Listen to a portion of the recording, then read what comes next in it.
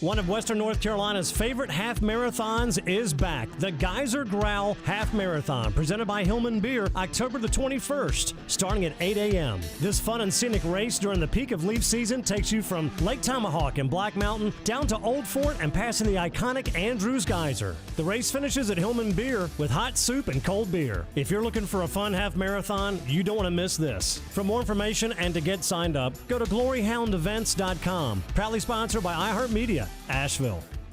From the Ingles Studios, this is ESPN Asheville, WPEK, W225CJ Fairview, WMXF Waynesville, and iHeart Radio Station. Now, your chance to win $1,000. Just enter this nationwide keyword on our website, money. That's money. Enter it now. Log on now to ESPNAVL.com. The pounding begins. The wagons are circled. Every wind is raidered. It's football time in America, and this republic has never been stronger. The Sportsocracy, Beer City's best sports talk, live from the Ingles Studio. Welcome into the Sportsocracy here on ESPN Asheville. 92.9 FM, 880 AM, 1400. We're heard everywhere on the iHeart Radio app, live or on demand, and you can take us with you everywhere you go with the iHeart Radio app, and of course watch us live in the Ingles Studio on YouTube. Go to thesportsocracy.com, click the live video link, subscribe to the channel, join us in the chat. It's always important on a Threadbare Thursday. Whatever you want talked about, we will get to throughout the program, so be sure to get those comments in while we're on here.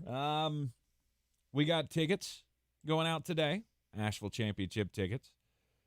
We've got Jones Angel, voice of the North Carolina Tar Heels, going to join us at 4 o'clock as always at 1 o'clock as always here on a Tar Heel time. So we'll get you updated, and we'll talk to him just about why is it that Jones didn't tell me how great Tez Walker was. Well, I did. I still you obviously hold it. didn't listen. You didn't press it. You didn't press it as much as you should have. And I feel like I was duped in some way. But all for the good in the end. We got Thursday night football tonight. Go ahead. Do it. Thursday night football. There you go. A little slow on the uptake. Is there gas leak in here? What's going on, man? Well, I'm just I'm worn out from comments and things, and we're on day 3 of. Well, here's the thing, Tank. I can't handle stupid. Yeah, okay, I know. Like if you have a cognitive point that you can express from a point of view that comes from somebody with an IQ above salad dressing, I'll listen to it all day. Like I told somebody earlier today, if I have 100 points, you're going to completely agree with me on 40, vehemently disagree with me on 40, and 20, it probably just passed by without even acknowledging. Right.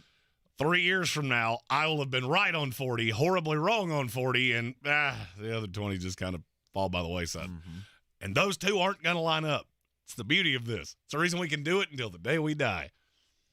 The Caleb Williams video has a life of its own on Instagram, and I'm telling you, every capitalizing all of his time. Oh, every time somebody opens their mouth, every time Caleb Williams opens his mouth, I'm like, I like this kid less and less by the minute. We'll talk about that later in the show. He's not doing himself any favors. We have our first one of these of the day.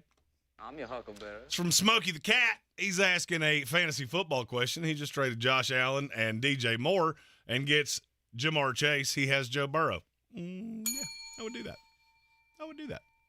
Because Jamar Chase is real good at football. Mm-hmm. And Josh Allen's schedule is evil. And DJ Moore is currently being thrown to by something called a Tyson Badgett, which I'm pretty sure one of those just died in our field and there's a buzzard circling overhead.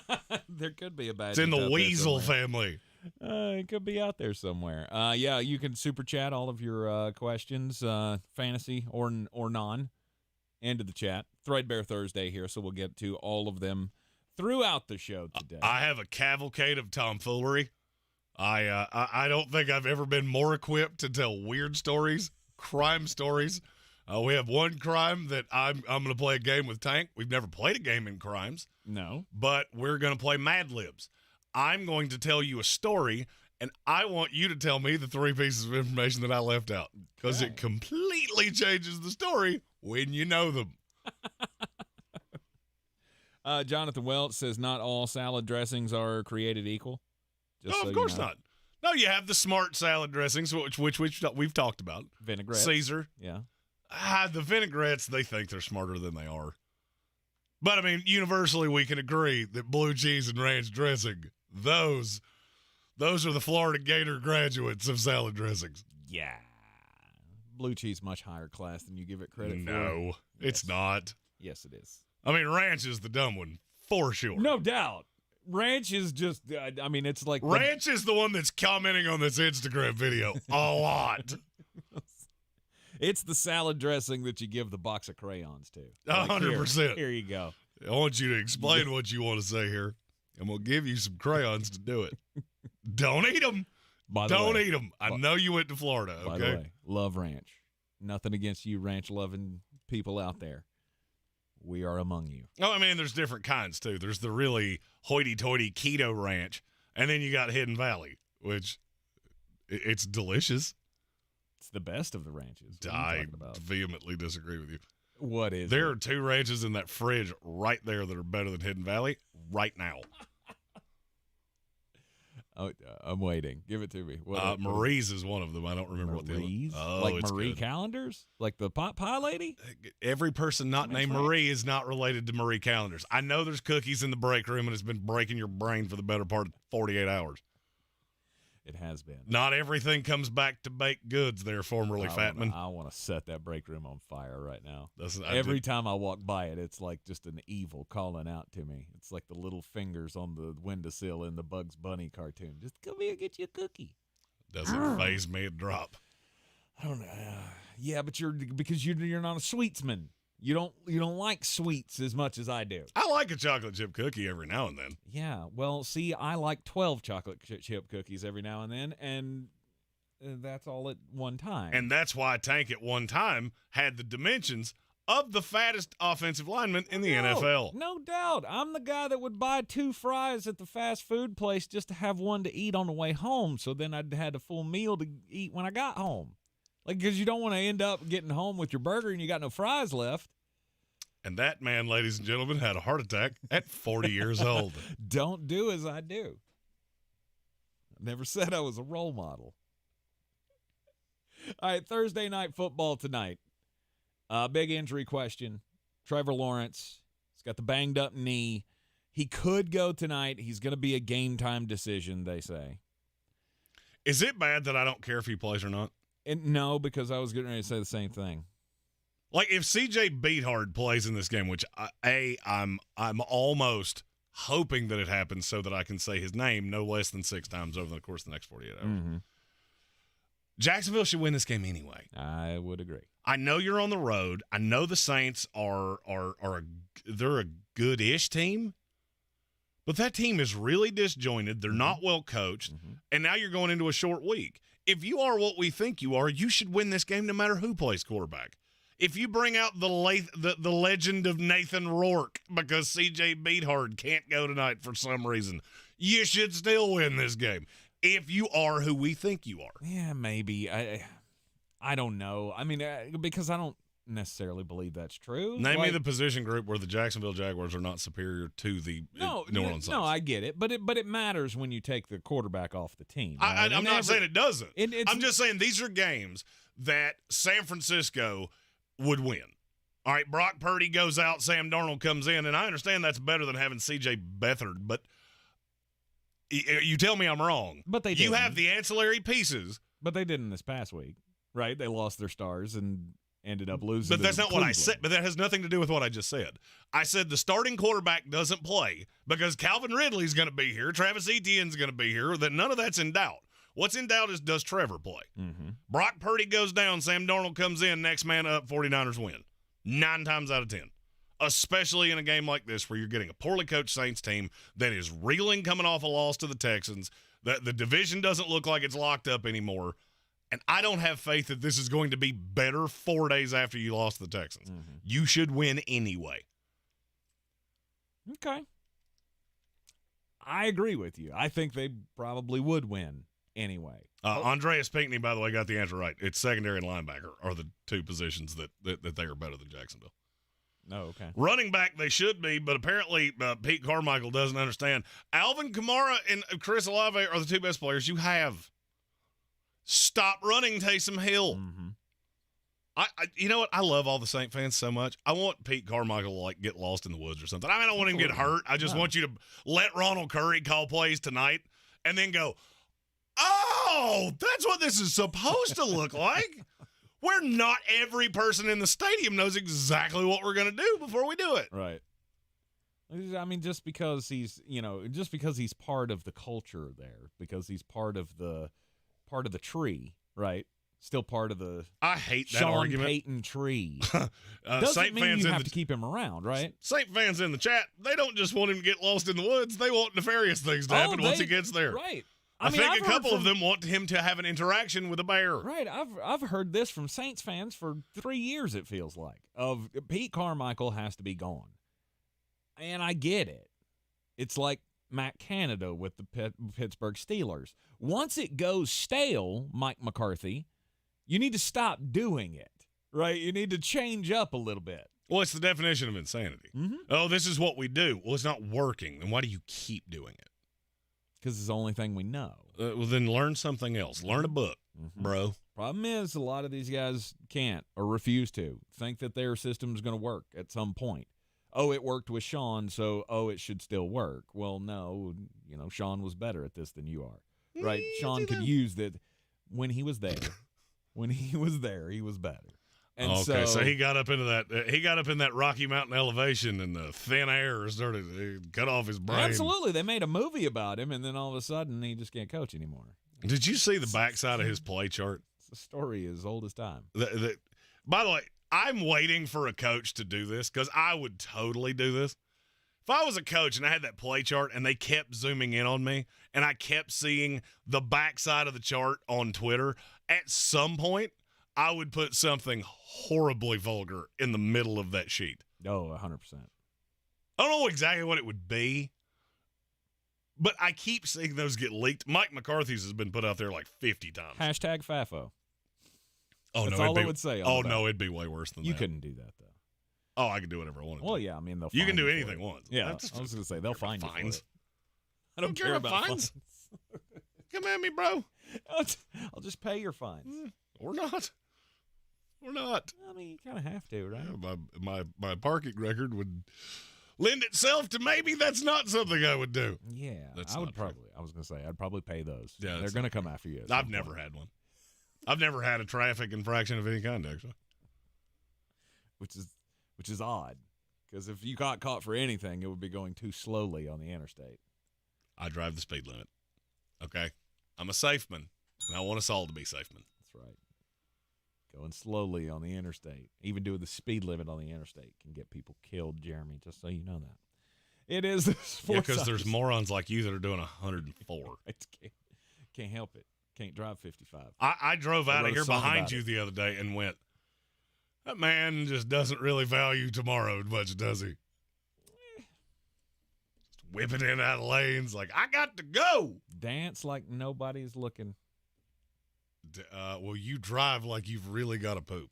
That's what I thought as I watched you drive off.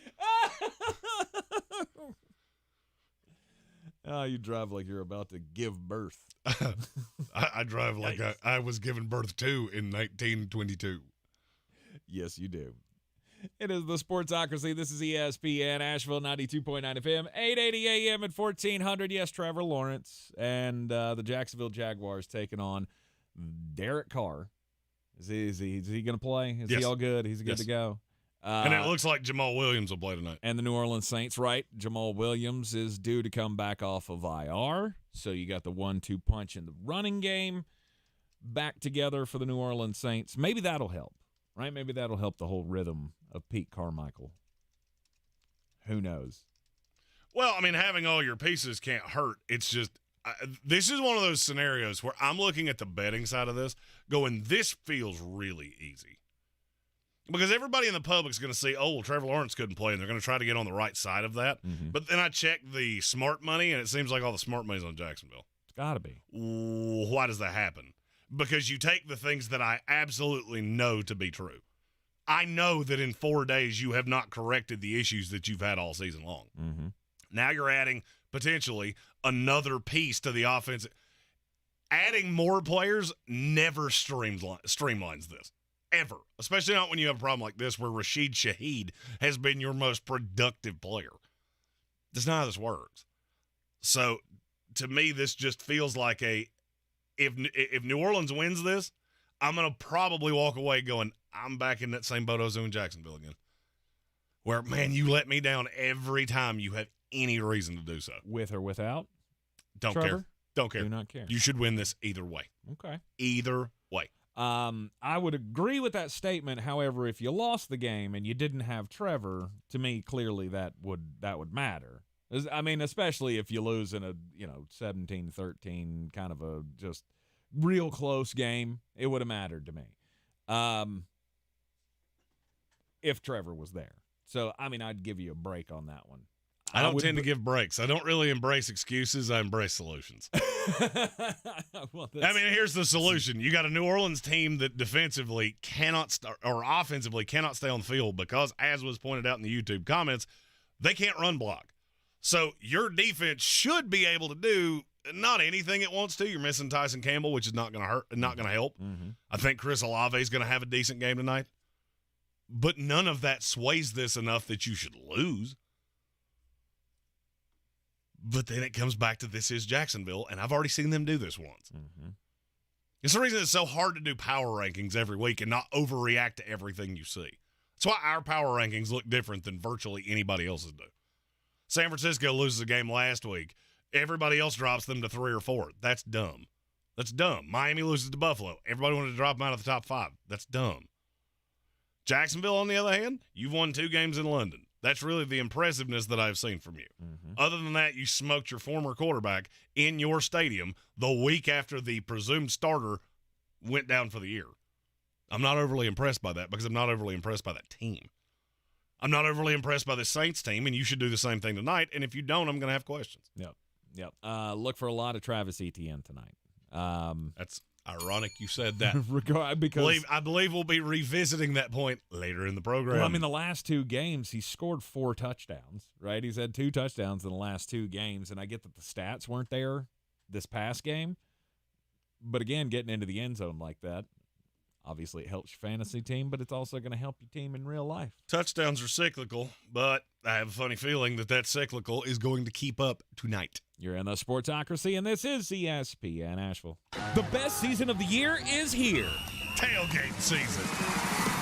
Monster Brewing presents this season's MVP. The Beast Unleashed. With 4 bold, familiar flavors. With 0 caffeine and 0 sugar. Beast Unleashed is your new pregame ritual. With white haze, mean green, peach perfect, and scary berries, there's a flavor for every fan. The Beast Unleashed. 6% alcohol by volume. Unleashed responsibly. Must be 21 or over. Beast Unleashed available at your local retailer. I believe real estate isn't about properties. It's about people. I'm Clarissa Hyatt-Zach with eXp Realty, serving all of Western North Carolina. Navigating the home buying and selling journey can feel overwhelming at times, and that's why having an agent who cares about you and your needs is key. I'm a native of Western North Carolina, and I close over a home a week. I'm an expert in the market, pricing my sellers correctly to net you the most money, and working as a skilled negotiator for my buyers. Please give me a call today at 828-774-6343 to set up a complimentary market analysis. The season we've all been waiting for is here. No, not that one. The season of the Big Orange Tent is underway in Western North Carolina. The area's largest selection of Halloween costumes, decorations, and accessories is at the Big Orange Tent at the Asheville Mall. Halloween Express is your one-stop shop for adult and child costumes, superheroes, horror icons, inflatable suits. You can find it all under the Big Orange Tent at the Asheville Mall. 10 to 8 Monday through Saturday, 12 to 6 on Sundays. The iHeartRadio Asheville Pro Football Pick'em Challenge is back. Just log on to WWNC.com and go to contest, and you can sign in to make your picks. Each weekly winner wins a $50 gift card to Asheville Pizza and Brewing. Make your picks now. As an MVP's Pro Rewards member at Lowe's, you get volume savings on orders of $1,500 or more at the Pro Desk. Because Lowe's knows savings, Lowe's knows pros. In-store only, exclusions, restrictions, and more terms apply. Details at lowes.com/terms. Subject to change. At Summit Dental, Dr. Reinhardt believes success is defined by the quality of care, not by the number of patients seen each day. That's why Summit Dental welcomes Dr. Tompkins to the practice. Dr. Tompkins is highly trained with a doctorate in dental surgery and rigorous training here in Asheville. He's committed to providing the highest level of care and believes this is best achieved through open communication and compassionate care. Summit Dental is growing and accepting new patients. Check them out online at AshevilleSummitDental.com. That's AshevilleSummitDental.com. How powerful are new power scratch-offs? More powerful than this hair metal band's signature scream. No way, baby! Power scratch-offs are packed with prizes and have power spots for more cash wins. Show me the money! Feel the power of a win! With power scratch-offs from the North Carolina Education Lottery.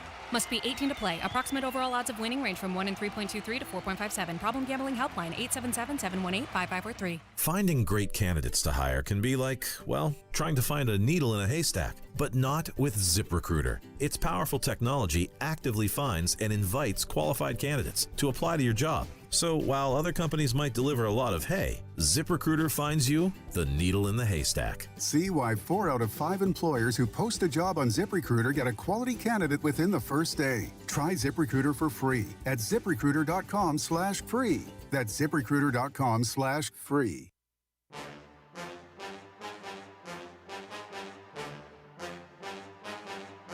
The Sportsocracy. Pull up your pants, take off the bra, and be a man! ESPN Asheville. This is the Sportsocracy. It's a Threadbare Thursday. If you're not subscribed to the YouTube channel, please do so. That way you can get in on the chat with us every day. And you can throw out your topics for the day. Philly cheesesteak says, what team should sell at the trade deadline and start over? New England Patriots. Oh, wait, you don't have anything to sell. Yeah, that'd be like selling at Smiley's Flea Market. Well, I got these hubcaps for a Kia Rio. Can I interest you? But I drive a Dodge Durango. It's front. You can make them fit. You can weld anything. You got a sledgehammer? We can put them things on there. In the next hour, we are going to talk buyers, sellers at the NFL trade deadline, players that could be on the move, because we are but 12 days away, and there are some teams that we feel like could benefit from extra draft capital. And some teams that have some holes that need to be filled. Yep. Stay tuned here to the Sportsocracy. We're going to make you a winner. I got some Asheville Championship tickets, and the boss man just came down the hallway and said, hey, Tar Heels are at home this weekend, so we got tickets for that as well. So I got 2 tickets. And you tickets. Can't take them. No. Wait. He didn't say that. No, I thought that was implied. Yeah, is it though? 100%. You're sure? I'm pretty sure, yeah. Virginia is in Chapel Hill this weekend, so we'll have 2 tickets for that game to give away later on in the program. We'll follow Jones Angels' appearance up with that at the 4 o'clock hour, and plus those Asheville Championship tickets still to give away on the program today. So stay tuned with us here, and as I said, get your topic ideas into the YouTube chat here on a Threadbare Thursday. It is a big weekend in the NFL. I mean, we got a handful of really good, intriguing matchups. I think Buffalo Bills at the New England Patriots. Yeah, I promise that'll be the last shot I take at New England because you're irrelevant. Wasn't one of them. I think tonight's falls into that category. Tonight's does for sure of games that could be pivotal in the race to the playoffs. First place in your NFC South between the Atlanta Falcons and your Tampa Bay Buccaneers. Yes, that's at the bottom of the barrel of the interesting games this weekend. Not for me. No, it's pretty high to me. Is it really? It is. Okay. Well, I mean, because somebody has to win that division. If New Orleans loses tonight, like I think they will, then that's for first place. Very true. T's and P's for Baker Mayfield. I don't think it's going to go well. Oh, but he's a great quarterback. That's been held back by coaching staffs. If I've heard that one time in the last 3 days, I've heard it 5,000 times. Yeah, y'all know that little that fun little thing we've been doing with Desmond Ridder for the last couple of weeks, where he's thrown for over 300 yards, and Kyle Pitts has gotten involved in the offense, and Drake London as well. That's going to continue this weekend, Sunday at 1:00. Just so you know, I don't like my team in this game all that much. You shouldn't, because they owe you one anyway. Yeah. Because you stole one from them last year on what was quite possibly the worst flag I've ever seen thrown. No doubt. Bucks and the Falcons in that 1:00 slate. Going to be one of those. Also in the 1:00 slate, Detroit and Baltimore. I'm real interested in that one. There's no David Montgomery. What is this going to look like now that Jahmyr Gibbs is back? I hope this is where they go, hey, we used a first-round pick on a running back. Maybe we ought to use him. Or are they going to do the thing that they've been doing and just kind of sprinkle him in and turn to Craig Reynolds? Or That's an interesting benchmark game to me for the Detroit Lions. Mm-hmm.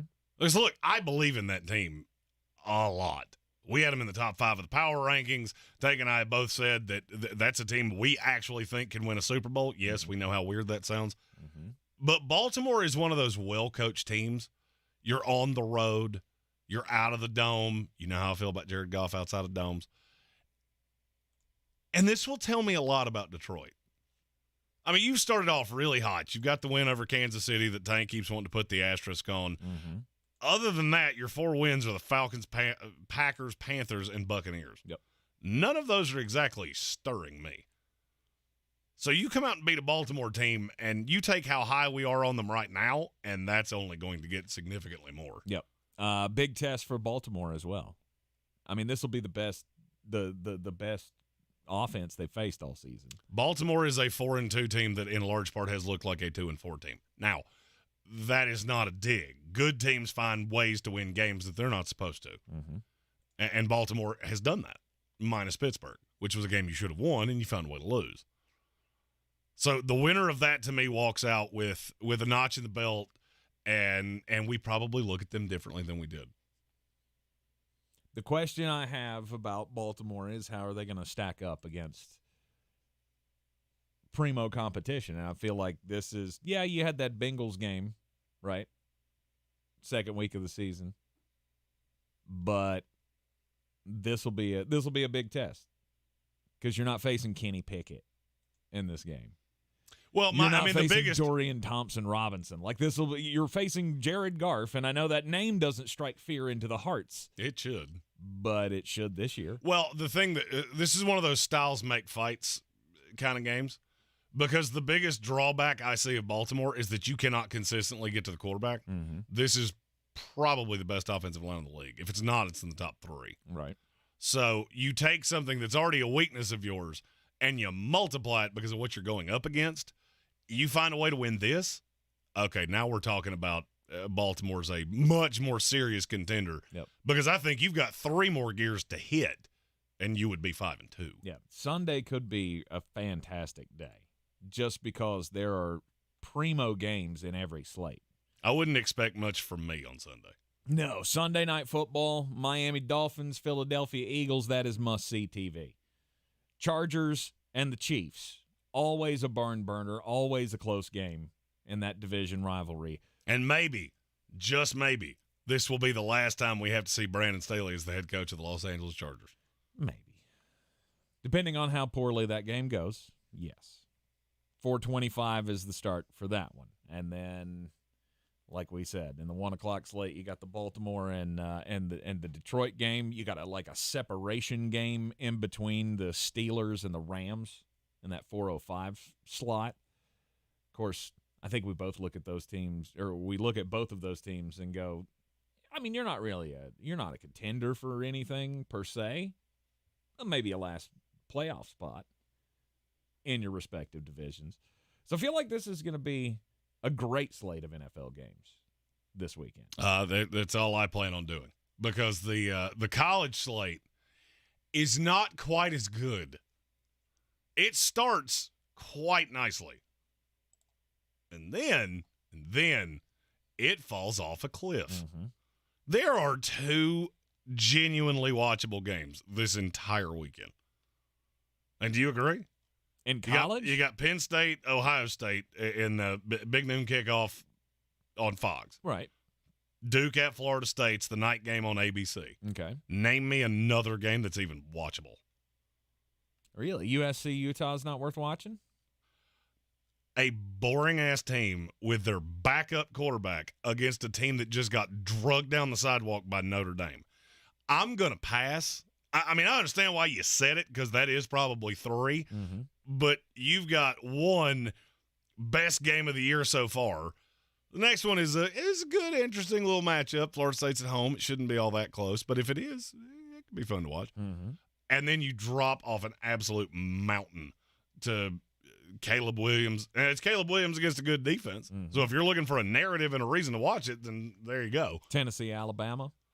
Ugh. Third Saturday in October or Did I whatever. tell you a fun story about the SEC that I just learned yesterday? What's that?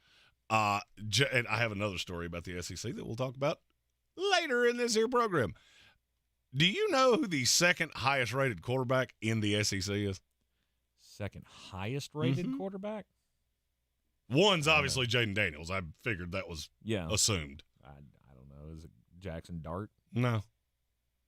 Carson Beck? No. Who? It's Jalen Milroe. Oh. You want to really understand how bad the SEC is? There you go. I think that's pretty much all you need. That's what is that? QBR? Yes. Or, okay. Second highest QBR in the SEC is Jalen Milroe. Okay. Which is almost impossible for me to wrap my head around. Mm-hmm. Not interested in Clemson, Miami? No, because I don't think that's a game for long at all. That will be in the bangers tomorrow. That's right. Tomorrow on a Football Friday, where we'll have all of the picks for the weekend. Will Chief be back by then? I hope so. I sent him a text earlier today. Yeah. I mean, it's been a couple of weeks since we've had the Chief in the studio. Hopefully he'll be back for Beat the Chief tomorrow on a Football Friday, where we'll get you set for all of the games this upcoming weekend. When we come back from the break, it'll be time to get just a bit outside here in the Sportsocracy. This is your Exergen Temporal Scanner weather forecast on ESPN Asheville. Right, getting into our afternoon and seeing the clouds and the chilly weather sticking around. Some of us maybe not even hitting 50 degrees today. Slight chance of a shower early. Overnight tonight, a chance of showers early, then some clearing later. A little breezy, 42, 30s in the normally cooler spots. Tuesday, sunny, 60. On Wednesday, sunshine milder, 66. Thursday, sunshine, 67. From the Weather Channel, meteorologist Ray Staging. This report is sponsored by Lowe's. As an MVP's Pro Rewards member at Lowe's, you get volume savings on orders of $1,500 or more at the Pro Desk. Because Lowe's knows savings, Lowe's knows pros. In-store only, exclusions, restrictions, and more terms apply. Details at lowes.com/terms. Subject to change. On a scale of 1 to 10, how's the back pain now? 22. Wonky work from home desks have Dane's Acupuncture booked up. You need to get in, but this week's all full. But finding more practitioners has them on pins and needles. You know, my lunch is in 20 minutes. How fast can you get here? Indeed can help them hire great people fast. I need Indeed. Indeed you do. Instant Match instantly connects you with quality candidates whose resumes on Indeed match your sponsored job description. Visit Indeed.com/credit and get $75 towards your first sponsored job. Terms and conditions apply. The Gillette Intimate Trimmer gives you a gentle, easy way to trim your pubic region. Or you could try waxing. Nope. From America's #1 trusted men's grooming brand, the best a man can get, down there. Buy Gillette Intimate at a retailer near you. The iHeartRadio app and the NFL right in your pocket. The home of the NFL Podcast Network, covering all 32 NFL teams, plus all the expert advice to win your fantasy league. And, of course, live NFL games. Touchdown! Download the free iHeartRadio app today. Free never sounded so good. Tomorrow, don't miss iHeartRadio Icons with the Rolling Stones, celebrating the release of Hackney Diamonds. Going into this, I said, look, we've got to make a great record. Hear the exclusive interview. You know, it can't just be okay. It has to stand up higher than that. Tracks from the new album, including Angry.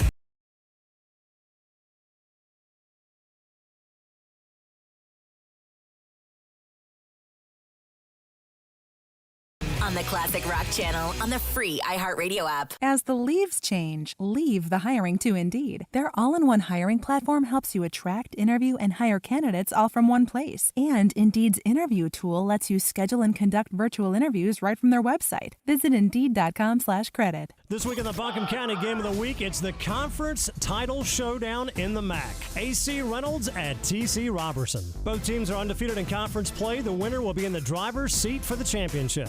Bojangles Countdown to Kickoff show starts at 6:30 with a kickoff at 7. On AM 1400, Tuscola, coming off their big win against Pisgah, is on the road at Smoky Mountain. Cowboy John Roden and the gang hit the airwaves at 7. The best high school football coverage is on News Radio 570, WWNC, and ESPN Asheville. If cleanliness is next to godliness, look around the car right now. Is that very godly? Look, life comes at you fast, but so does WNC Auto Detailing. They have the tools to make your interior look like it's coming off the showroom floor. You don't believe me? Check them out on Instagram. All that filth and years of stains disappear. WNC Auto Detailing does full interior and exterior details with paint correction, and they do wax and ceramic coatings. Call WNC Auto Detailing at 455-3700. Premium care with a Southern hospitality touch. At Ingles, we're proud to sponsor area athletics at all levels. Whether we're building new fields for T-ball, celebrating Friday night rivals, televising college basketball games, bringing the Fan Fest to semi-pro soccer, or taking you out to the ball game at your minor league park. We're here for the fans. No one gets the dedication to the home team like you guys. And we've got all the sports you can handle. It's all in the bag. Ingles.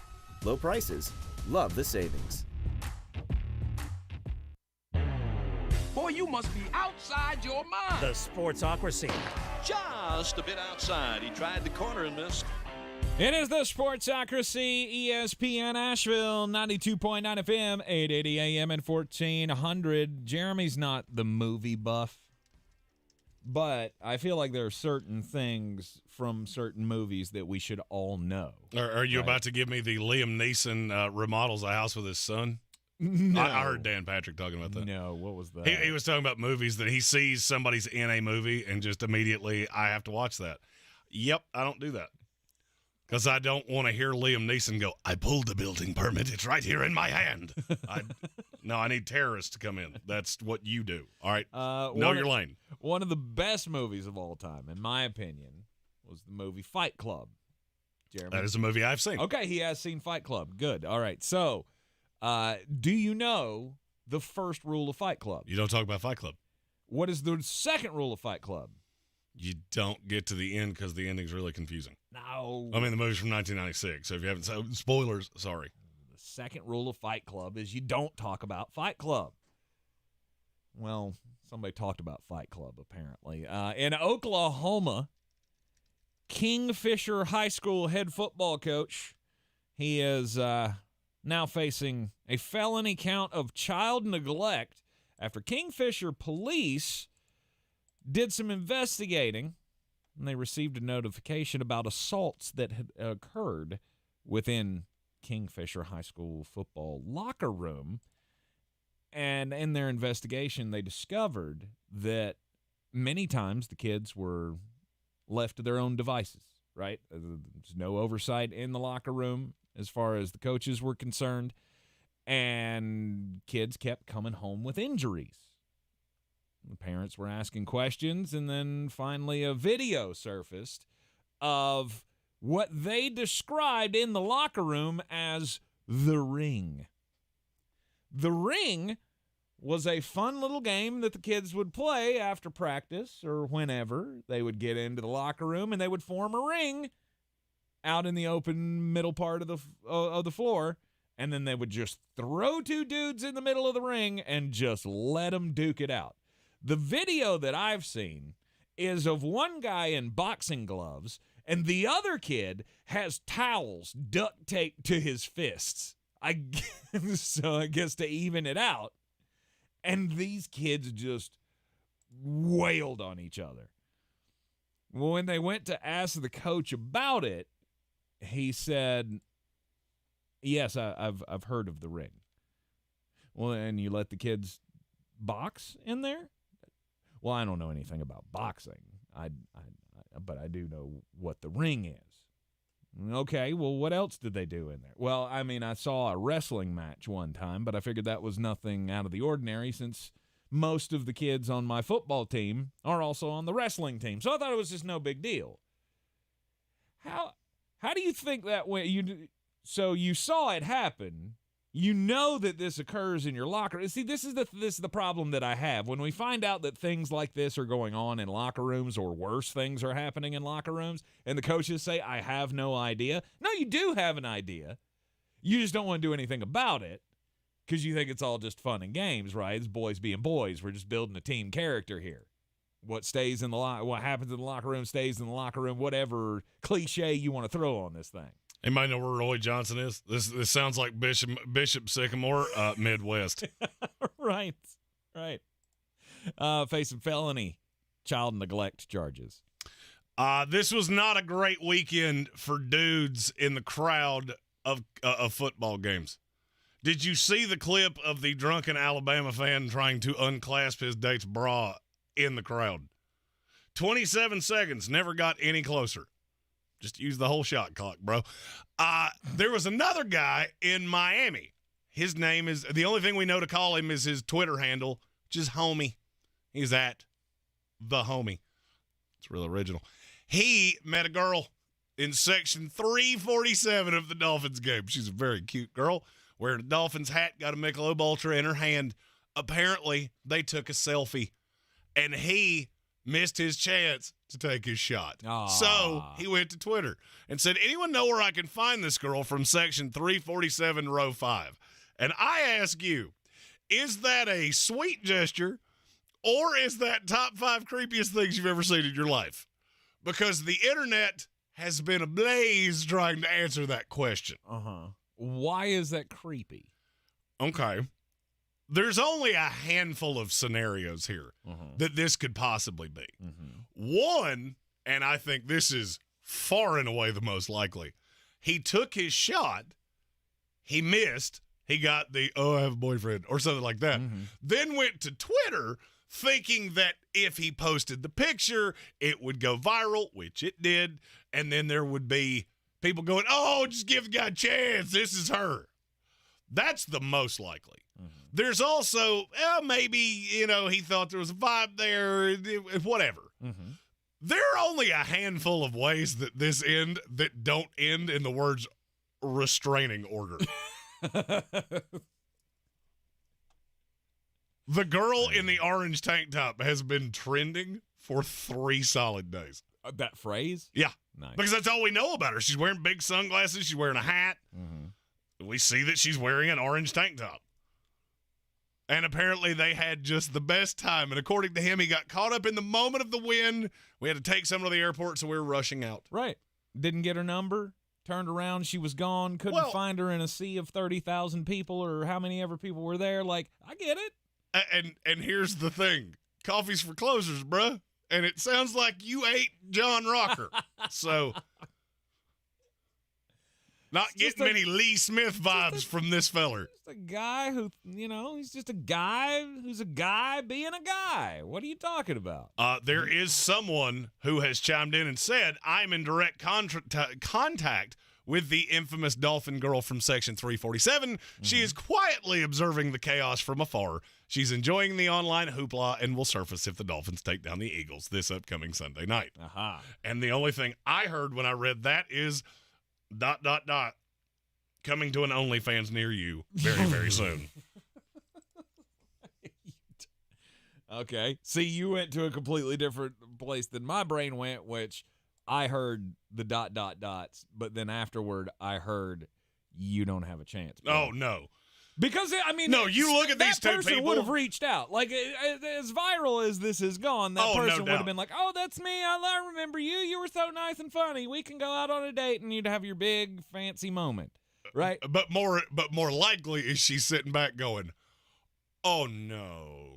No, I was being nice. I had 11 domestic Michelob Ultras, and no. Not everybody's as shallow as you, Jeremy. You don't know. They could have had some kind of connection on the, on another level.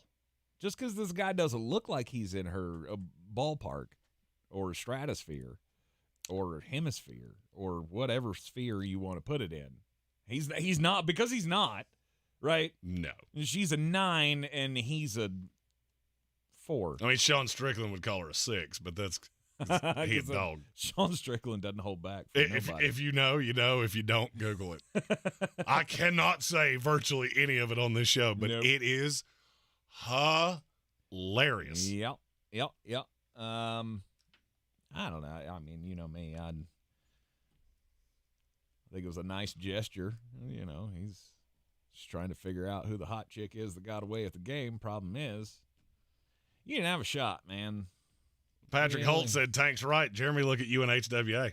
That's fair. Well, here's the thing, and I'm just going to tell you, this is a phrase I've lived by my entire life. They never called me bad, but they always called me back. Let's go. Good Lord. Funny goes a long way, people. That's all I can tell you. Funny goes a long way. If you're a young man and you look, like me, you get you a joke book. You learn that bad boy back to front. Devontae Adams is in the news. Las Vegas Raiders wide receiver, best player on a horrid team. He's not happy because he's not getting the ball. And he should be. And I don't feel like we should have any, hard feelings against him for this. Like, no. You got to understand what Devontae Adams did. Exactly. All right, he walked away from the Green Bay Packers. He went to Green Bay, said, I want out. They get a first, second-round pick to send him to Vegas to go be thrown to by his buddy and college teammate, Derek Carr. 1 year later, he just played a game with Brian Hoyer. Mm-hmm. That would be like Orange Tank Top Girl. Never mind. No good could come from where I was going with that. It was going to be funny. It was going to be funny. I don't know what you expect from him. Of course he's angry. He came here because he was scared of what he was going to get with Jordan Love. And now you've got markedly worse than that. Brian Hoyer is barely an NFL quarterback. Jimmy Garoppolo's hurt again. Surprise, surprise. This is not what I signed up for. Mm-hmm. And yeah, the Raiders are 3-3. Do you think that's going to continue? I'm asking metaphorical. You already know your answer. I didn't say a word. You think they're somehow going to go 2-15 even though they've already won 3 games? I mean, of course he's upset. And I'm not usually a big fan of airing things out like this, but I get why you're doing it. The guy's just being honest. Mm-hmm. They asked him what was wrong with the offense, and he was point blank. What was wrong with the offense? It's not featuring me. Most of the time I crucify guys that do this, right? We all do. When a guy comes out and goes, it's all about me, I need mine, blah, blah, blah, blah, blah, that guy, that's a notch against you, right? That immediately goes into the con checklist that we all have in our brains about these athletes. The problem is this one I sympathize with because Devontae Adams is one of the best in the game. And no, I mean, I don't begrudge him for being selfish in this scenario. He said, look, the best way for us to win is for the offense to work.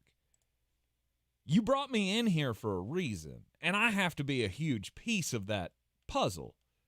If I'm not a huge piece of the puzzle, then we're doing it wrong. No doubt. He's absolutely throwing Josh McDaniels under the bus here, and he should, because somebody needs to call that clown on the carpet for the horrid job he's done as a head coach in this league. Now, I will say the flip of this. Do you know how many receivers in the NFL have more targets than Devontae Adams at this point? I'd say it's a handful. 10. You're too high. It's 5. Okay. He's tied with Adam Thielen. He's behind A.J. Brown, Michael Pittman, Stephon Diggs, Puka Nacua, and Jamar Chase. It's not so much that they're not involving it. And I'm glad you said it that way because that's kind of where I was headed here. It's not that they're not involving you in the offense. You are involved in the offense. You go through big periods of time where you're not. And if it wasn't for, I know of 2 of those, where you basically went a half and didn't even get acknowledged. Mm-hmm. If it wasn't for those, you'd probably be leading the league in targets. is that you just don't have an effective offense. You don't have a point guy. Jimmy Garoppolo, all of you that said he was overrated and not good, yeah, Las Vegas Jimmy Garoppolo is really staring into that because he has been genuinely terrible. Mm-hmm. I'm not sure that the best quarterback play I've seen from the Raiders wasn't from Aiden Farva O'Connell. I still find it weird they didn't play him. Did that strike you as weird? No. That they went Brian Hoyer instead of Aiden O'Connell? No, that was revenge narrative. I think that's exactly what that was. I knew you were going to say that. That's why I asked it. Yeah. I heard somebody else go on a big rant about that was why they did it. And now if Jimmy can't go this week, they would go Aiden O'Connell. If that's true, Josh McDaniels is more of a clown show than I thought he was. It's the kind of petty stuff he would do.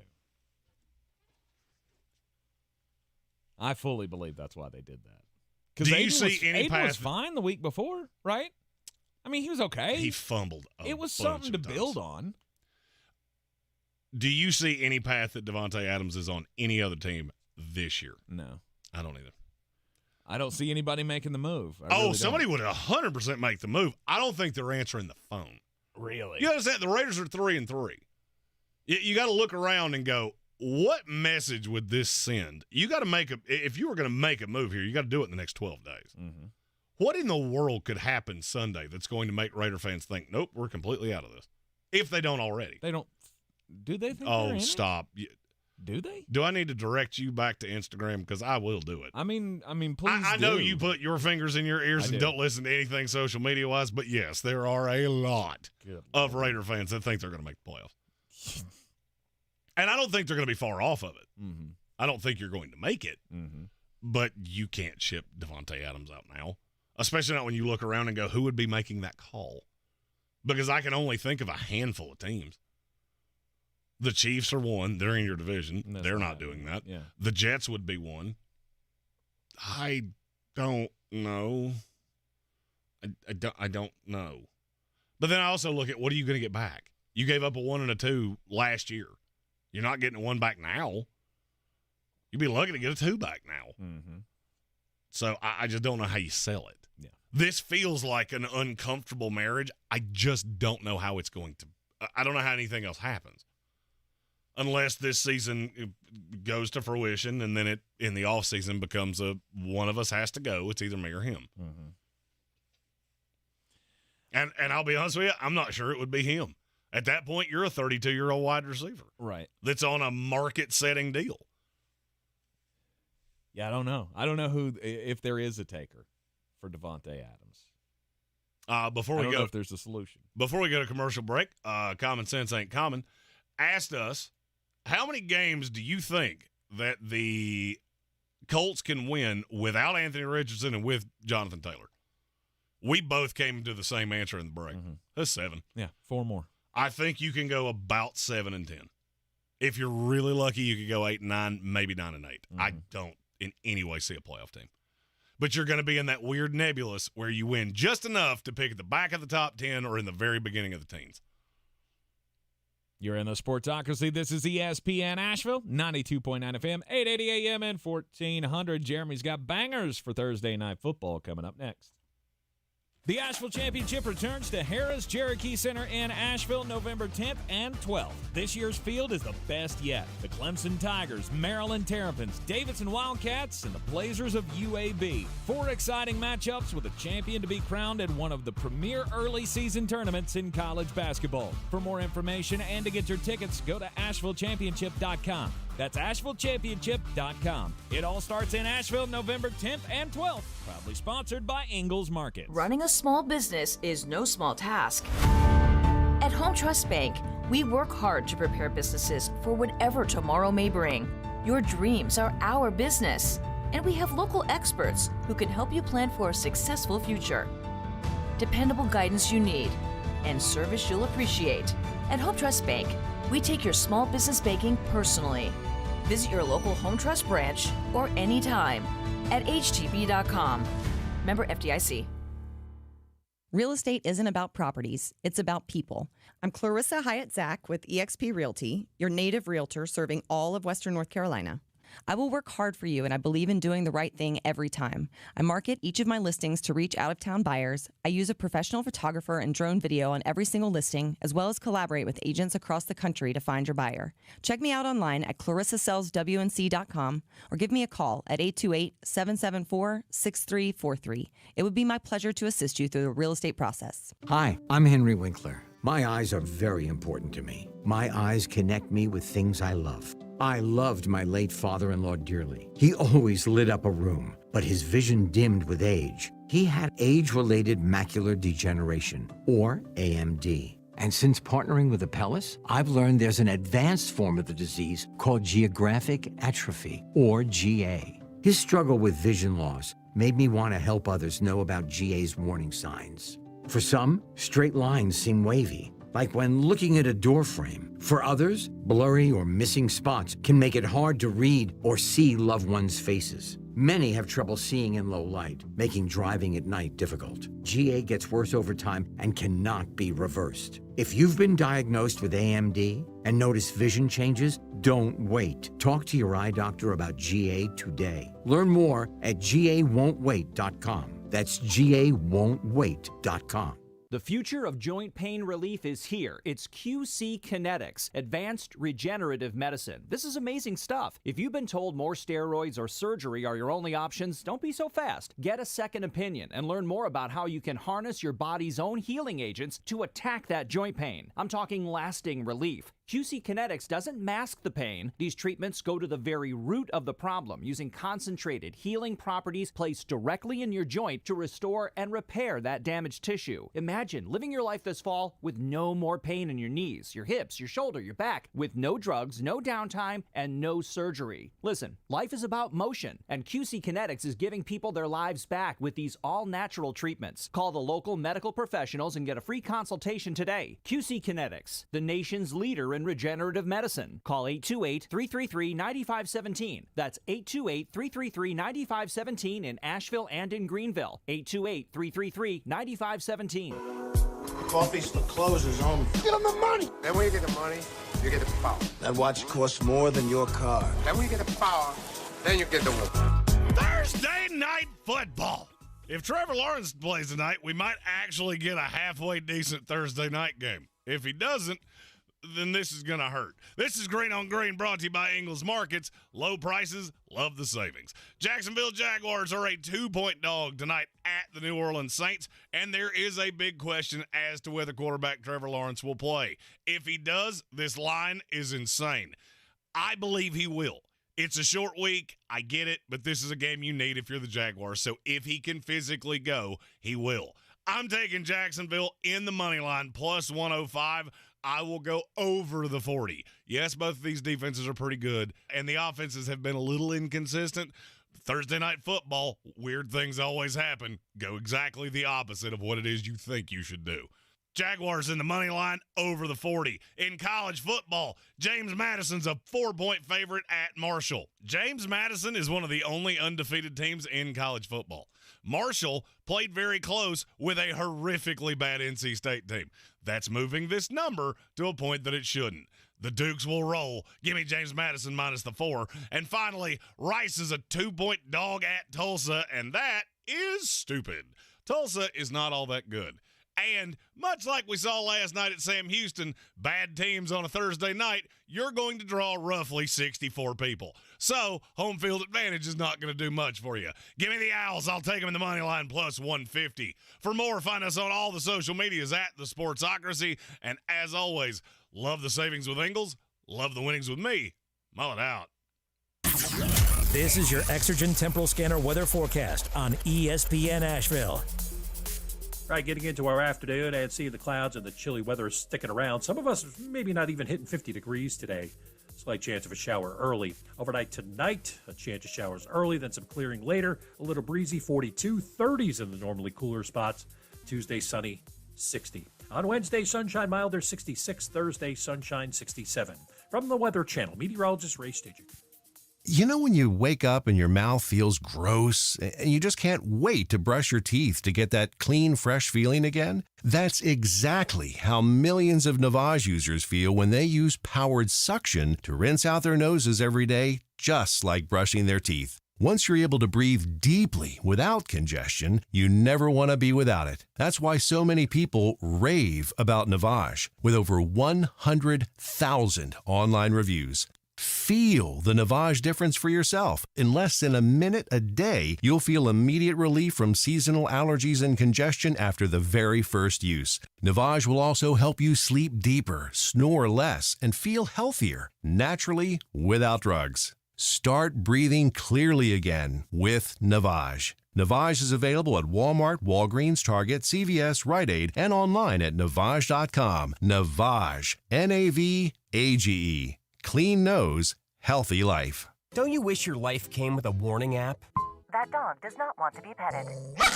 Well, life doesn't always give you time to change the outcome, but prediabetes does. Take the 1-minute test today at doihaveprediabetes.org. Brought to you by the Ad Council and its prediabetes awareness partners. Gillette Intimate gives guys a gentle and easy shave on there, and around there, and even under there.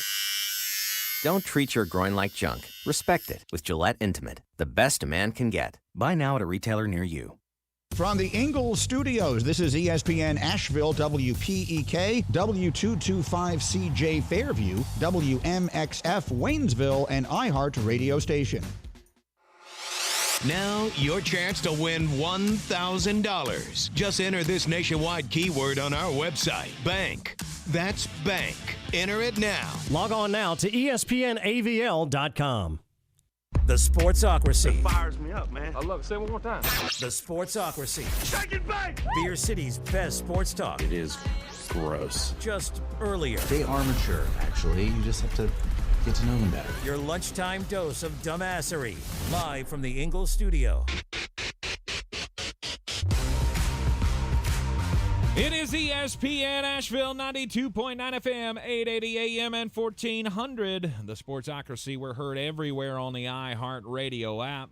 Take us with you anywhere. This past weekend, I thought it was their best win of the year. Not necessarily their best performance of the year, but I thought their best victory of the season because, man, quite honestly, I didn't think Carolina played very well in the first half against Miami, and they were down 17-14 and had so many penalties and some missed opportunities, and you sat there and you thought, oh boy, Tar Heels, big game, all of a sudden they're doing some things they hadn't been doing previously and playing a little sloppily, and boy, you hate to see them not give themselves the best opportunity in this big chance. And so for them to then come out of the halftime locker room, and the first 4 offensive possessions were touchdown, touchdown, touchdown, field goal, and the first or 4 of the first 5 were in there.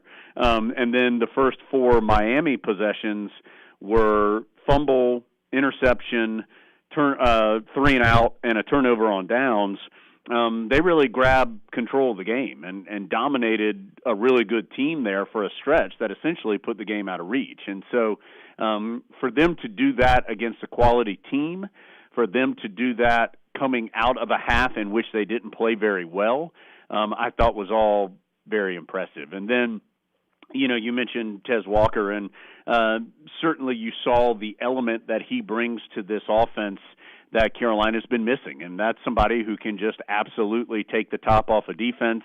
I mean, his 56-yard touchdown catch, Tank, it was not some fancy route or double move or trick play. He just ran straight and fast and ran right by the Miami guy, and Drake May threw it down the field, dropped it right into his hands, and it was a touchdown. And so his speed at his size, because he's 6'3" and can run with anybody out there, just changes the dynamic even more for Carolina's offense, because Carolina right now is a very difficult team to defend.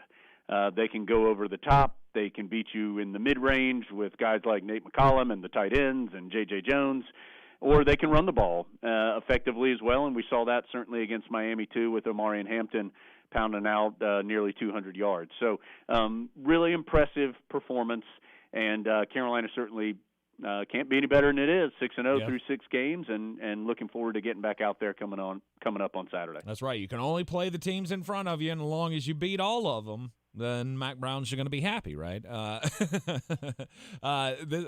offense just, I mean, it was already scary, but then you see Tez Walker out there pulling down catches and making big plays and just being a tough football player. I've already been on Jeremy because he's the draft scout guy, and I've already been on his case of you didn't really explain well to me how good this kid is. Well, and Carolina's got a lot of guys, I think, that are going to have the opportunity to play at that next level. I mean, obviously Drake May has got a great chance of being a top 5 pick, and I think Tez Walker certainly has a place at the next level as well. And Tank, you have all of that, and then you can hand off to Amarian Hampton, and he's sitting here last week. When you get the box score after the game for a running back, it's got yards gained, yards lost, and then net yards. Mm-hmm. So if it said, Tank ran for 100 yards, but he lost 10 yards, so ended up with a net of 90 yards in the game. For Amarian Hampton last week, it was 197 yards gained, 0 yards lost, 197 yards net rushing. That to not have a single negative yard run against a Miami team that is big and physical up front, that prides itself on getting into the backfield and being disruptive, that was eye-opening to me. And when you've added in this element, because remember, as we've talked about multiple times as we've gone through this first half of the year, that was a big goal for Carolina, was to be able to run the ball more effectively and run the ball more physically. And those are probably the two first words I would think of when thinking of Amarian Hampton and his running is physical and effective. And so when he's pounding out 5, 6, 7, 8 yards every time, and then all of a sudden when he gets through that first level and has enough speed to pop a 60-yarder like he did against Miami, he had a 68-yard touchdown run against App earlier in the year as well. You've got a pretty special player. And then when you mix all of that in, with the guys that we're talking about, Tez Walker and others, I just go back to what I already said. Carolina is really difficult to defend right now. And when you've got a high-level quarterback that's managing all of it, it is a great combination. The defense coming up with the 4 turnovers in the game and the pressure that was applied to Miami's quarterback, talk about the job that these guys have been doing, because that was the number one question that you had going into the season. Yeah. Of how good would this defense be? And I think they're proving every week that they're pretty good. Yeah, and I think it's a combination of a couple different things. One is everyone just seems to be a little more on the same page. I think there's a better understanding of what they're being asked to do, how they individually fit into the big picture, and what the goal of all of that is. And that's natural. In year 2 under Gene Chizik, I think that makes sense that they would be more comfortable in that regard. I think Coach Chizik is more comfortable. And we've talked about that some, Tank, through these last few weeks, of just him having a full season now of coaching again and calling a game again and adjusting to the speed and different things that offenses do now. I do think it took a little bit of time for him to get comfortable. And in the offseason, he put away any ego or thoughts that he had all the answers and really self-evaluated as well. And said, hey, how can I be better? How can I help these guys be better? And so I think all of those things have been a positive. I think you are also seeing some talented players that have come into their own some and just look like mature college football players out there, whether it's Cedric Gray or Kamen Rucker or Power Eccles or Des Evans or Miles Murphy. You can go down the line and see guys that have played a ton of football that are playing at a higher level more consistently than they ever have before. And that is where I think some of the experience does come into play. And then finally, I think especially when you're talking defensive football, there's the aspect of just being confident in what you're doing. And when you have success, that begets more success, and the confidence that you have by making plays that you're going to make them again when it comes time. That doesn't mean you make it every single time, but it does mean that you know how to do it and that you've been there before. And so I think all those things have combined to really help Carolina, not perfect on the defensive side, but both statistically and just by watching them, I think anybody can tell that this is a team that's taken some big steps forward on the defensive front. All right, this weekend, 6:30 is the start, 5:30 here on ESPN Asheville.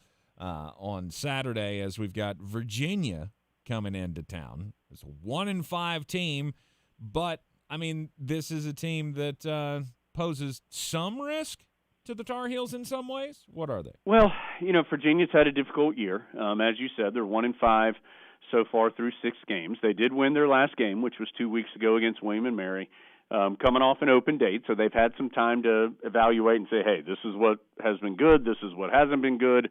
How can we best put ourselves in position to be successful moving forward? So you're likely to see some new wrinkles or some new attacks that Virginia may have. All 5 of those losses, 3 of them have been by 3 points or less. So they have been competitive in a large majority of the games. It's not as though they're just getting smoked every single time that they go out and play.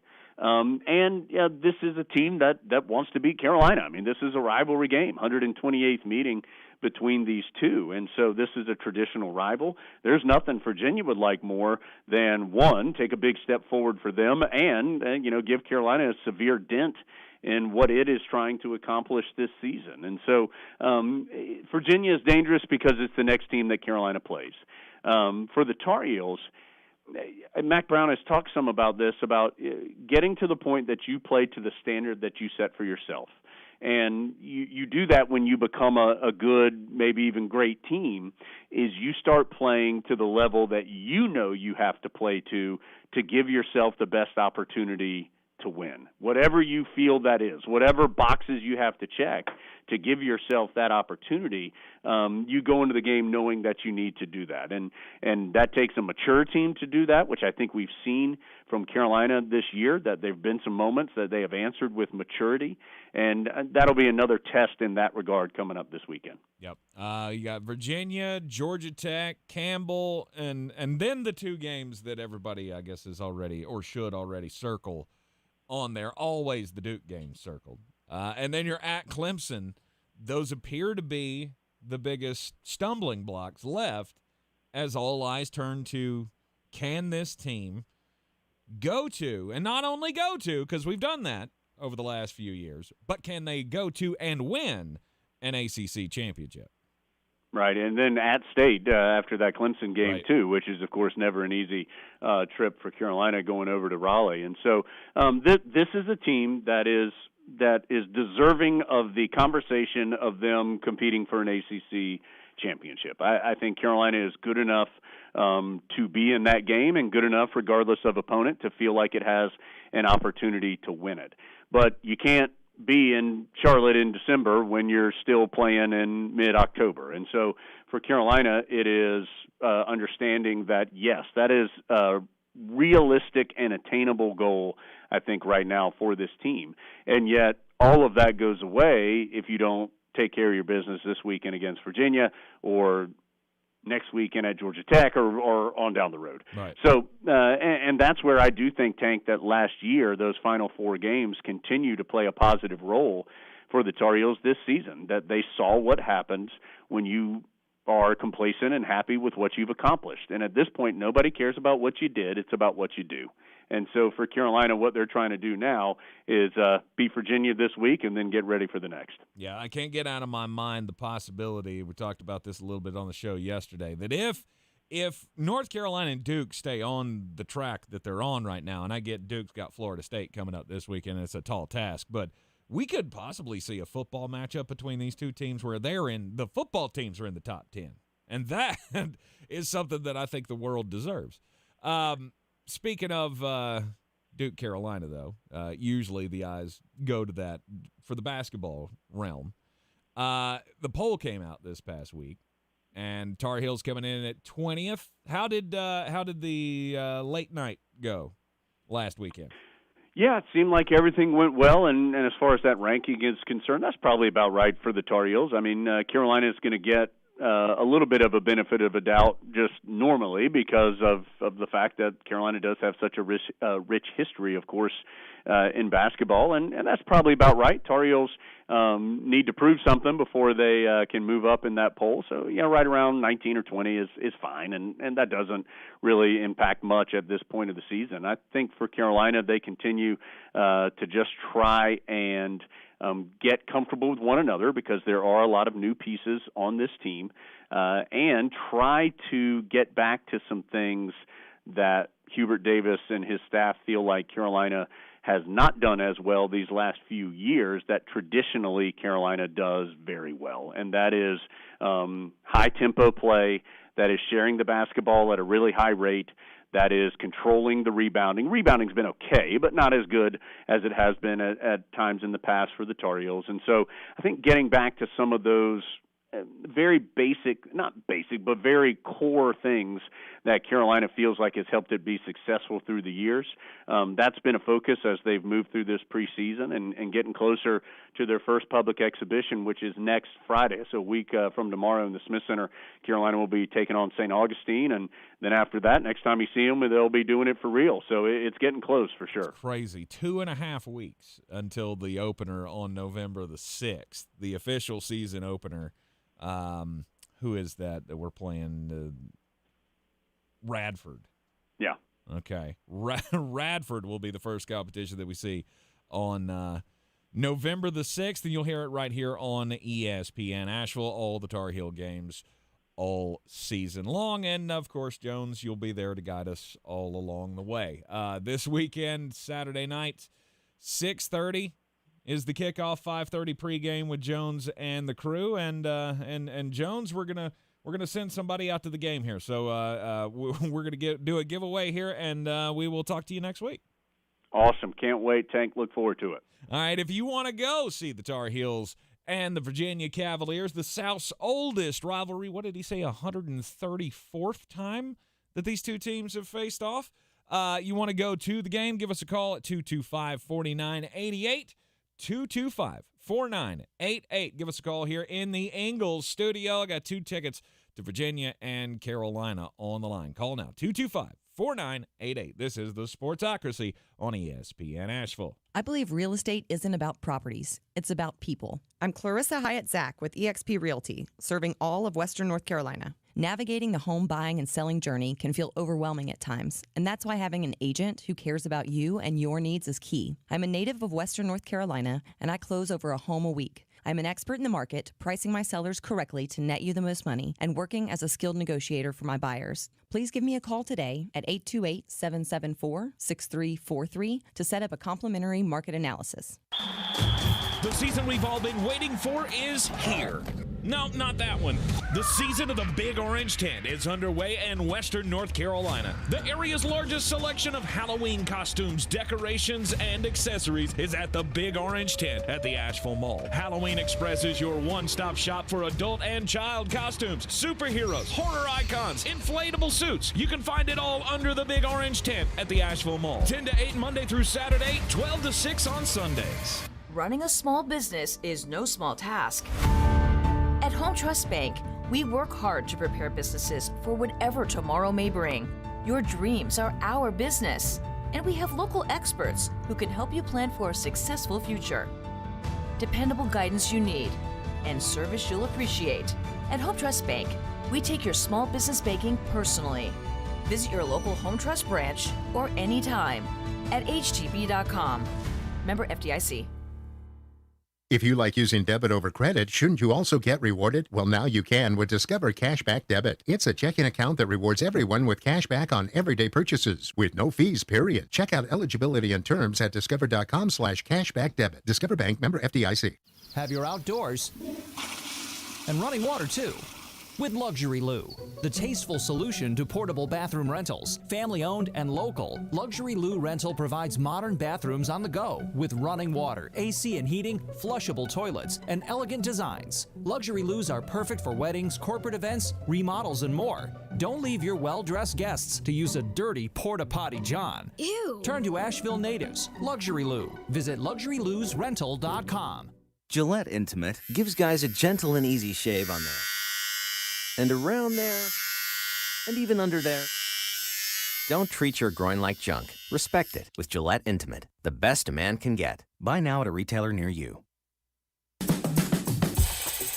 Kelley Blue Book is the one-stop shop for pricing, fixing, selling, and instant cash offering. Instant cash offer is exactly what it sounds like. An official offer to buy or trade your car. Just enter your VIN or license plate, answer a few questions about your car's history, and what kind of condition it's in. In minutes, you'll receive an offer to sell or trade your car that you can be sure is fair. Then choose a dealer to purchase your car and schedule a time to meet. For all of the it's, KBB.com. No matter how large or small your digging project may be, no matter how urban or rural, you must always call 811 before any digging project. 811 is our national one-call number, alerting your local utility companies to come out and mark any lines they have near your dig site. So before you do this or this, make sure you do this. For digging projects big or small, make the call to 811, brought to you by Common Ground Alliance. The Sportsocracy. We treat star athletes better because they're better people. That's not fair. Life isn't fair, kiddo. Get used to it.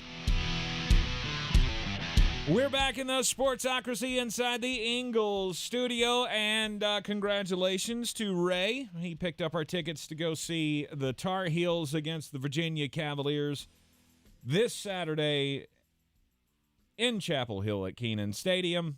We'll bring you any more tickets that we get. We got Campbell coming up in a few weeks. The Duke games at the end of the season or after the Campbell game, so we may have tickets for that. I don't know.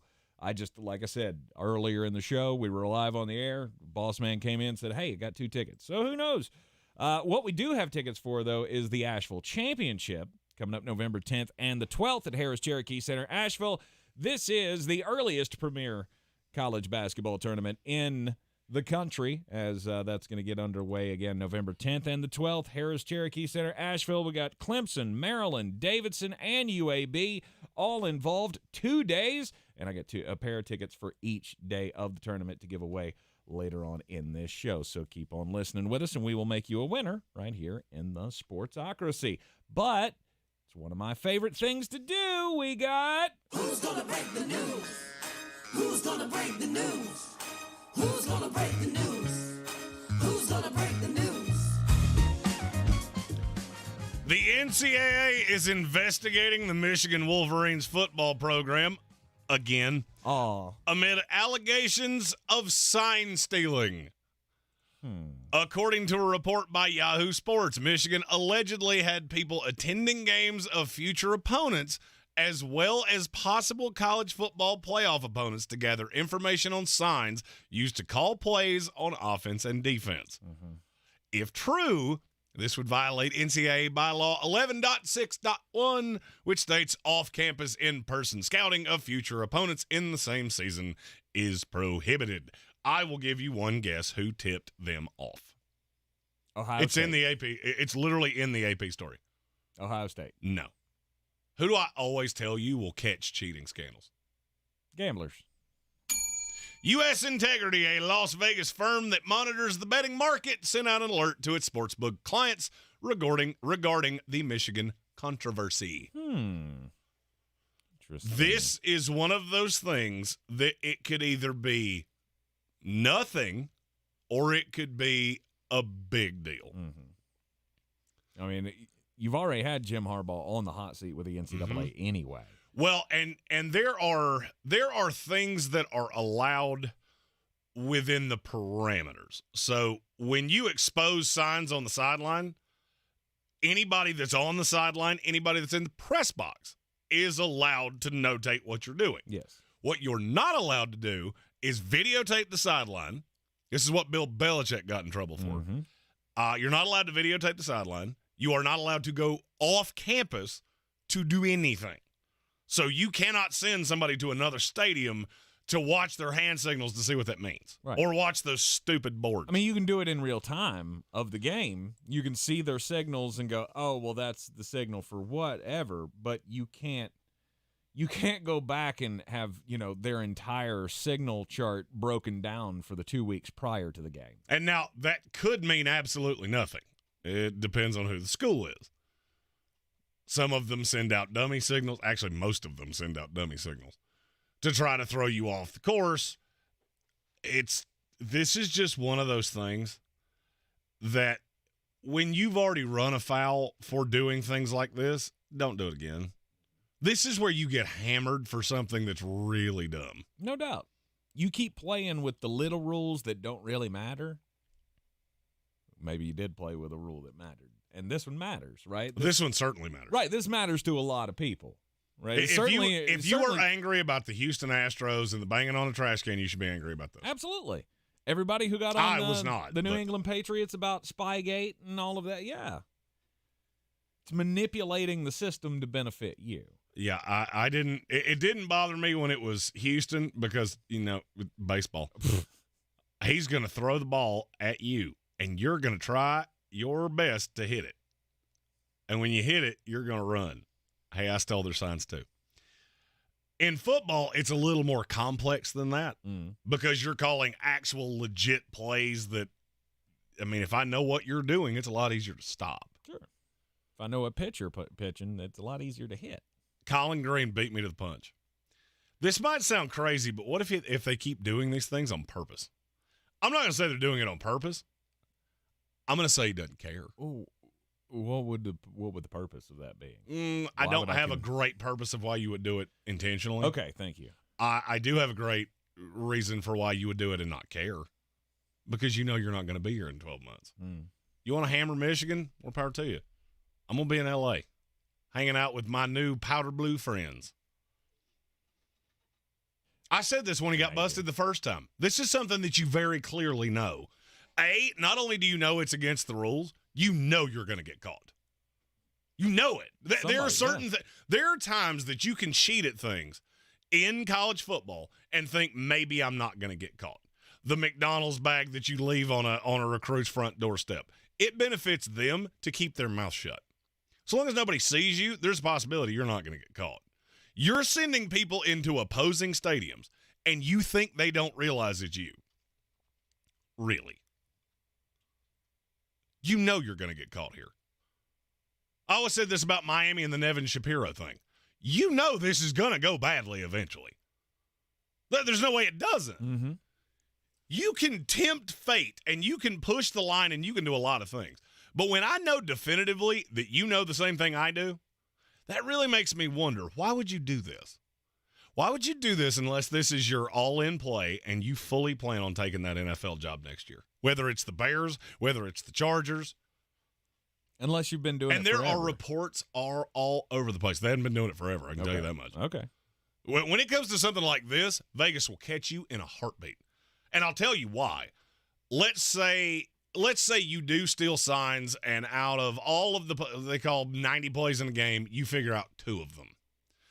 It's going to be abundantly obvious to bettors that really pay attention to these games. Why is it that they knew that was coming? How did they know that was coming? There was nothing that tipped that off in the pre-snap. There's no tape you could have watched that would have told you that was coming. Play comes out of a different formation or something like that, or there's pre-snap motion that you didn't see the first time they did it. There's no tell here. But you knew exactly where that was going. How did you know that? Mm-hmm. Then you do it a few more times over the course of a few weeks. It's not ironic that it took until week 9 of the college footballs or week 8 of the college football season for you to figure this out. But it's one of those things. It may be nothing. It may be something that we blow completely out of proportion, and 18 months from now you see a notice of allegations, and then you get they lost 5 scholarships, which if you keep doing this, that does eventually have quite an effect. Mm-hmm. Or it could be a sign of something slightly more nefarious. Yeah, it could be. It could be, but I doubt it. I doubt Jim Harbaugh's out here going, you know what, guys, I don't care about any of the rules. Let's just break them all. Let's do all of the things. Okay, explain it to me another way. Explain it to me any other way. You know you're going to get caught. You knew you were going to get caught with the recruiting things. You knew it. There's no way not to. They monitor your phones. Dumb Harbaugh. I'm talking to the metaphorical person here who went, "Oh, we're just gonna push the boundary." Hey, dummy, they monitor every single thing you do off that phone. So unless you get the dumbest compliance officer in the history of time, they're gonna figure out, hey, wait, you weren't allowed to do that at the time. Tail numbers on airplanes. I keep doing this. Mm-hmm. You're not going to hide it. So doing it once, okay, you were pushing the boundaries. This is the 3rd time you've done something like this in a year. You lost your head coach for 3 games in one of the previous ones. You got slapped on the wrist the first time. Mm-hmm. This is time 3. Mm-hmm. Third time's the charm. Maybe this is the one that it's a bizarre story. It is a bizarre story. Why? Because here's the thing. Why would you do it? You're Michigan, right? Why do you feel that you need to do this? Well, I mean, it's competitive advantage. I'd say the same thing about, well, why did the Astros do it? Because it's a competitive advantage, and I will take any opportunity to get that. No. I don't know. It's just – it's frustrating. The thing I don't get is how you have somebody in an opposing stadium that is getting a good enough view of this that you think people aren't going to go, what's that fella doing? He hadn't done anything but look at the sideline the entire game. Mm-hmm. Wonder why could that possibly be?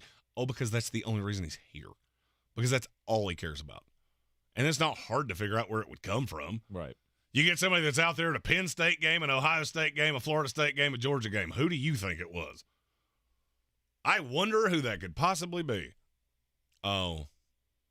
Got it. Yep. You're either really dumb or you don't care about the repercussions. And when I hear all of these other reports about Chicago and about the Chargers, anytime I start hearing this from multiple different markets that have absolutely no affiliation with each other, who wants you to know that? Simple question. I haven't asked it in a really long time. Who wants you to know that? Nobody makes sense but Jim Harbaugh. Mm-hmm. I want these jobs. Rev up the fan base. Chargers because they don't notoriously spend money like that on coaches. Bears because he's a former player and you get the fan base enough on your side after the disaster of Matt Eberflus that if that's the job he wants, that's how you hype it up. So you loft it out there that he would be willing to talk, and you just let the fans do the rest. And then you wait for the contract offer to come about so you can get away from the NCAA. I'll tell you another layer of that. Mm-hmm. Does it not strike you as strange that over a month ago, Michigan said, we're going to make him the highest paid coach in college football again? Nothing's been done about that in a month. Does not strike you as strange? If that's really what you were trying to do, you've got reports out here saying all these things. Why is there no signature on that dotted line? Yeah. Because the one signing it doesn't want his signature on that dotted line yet. He takes another shot at the NFL if he doesn't get the jobs. Oh, I was a Michigan man. You know how I know he would do that? He's already done it twice. You're in the Sportsocracy. This is ESPN Asheville. This is your Exergen Temporal Scanner weather forecast on ESPN Asheville. Right, getting into our afternoon and seeing the clouds and the chilly weather sticking around. Some of us maybe not even hitting 50 degrees today. Slight chance of a shower early. Overnight tonight, a chance of showers early, then some clearing later. A little breezy, 42, 30s in the normally cooler spots. Tuesday, sunny, 60. On Wednesday, sunshine milder, 66. Thursday, sunshine, 67. From the Weather Channel, meteorologist Ray Stajic.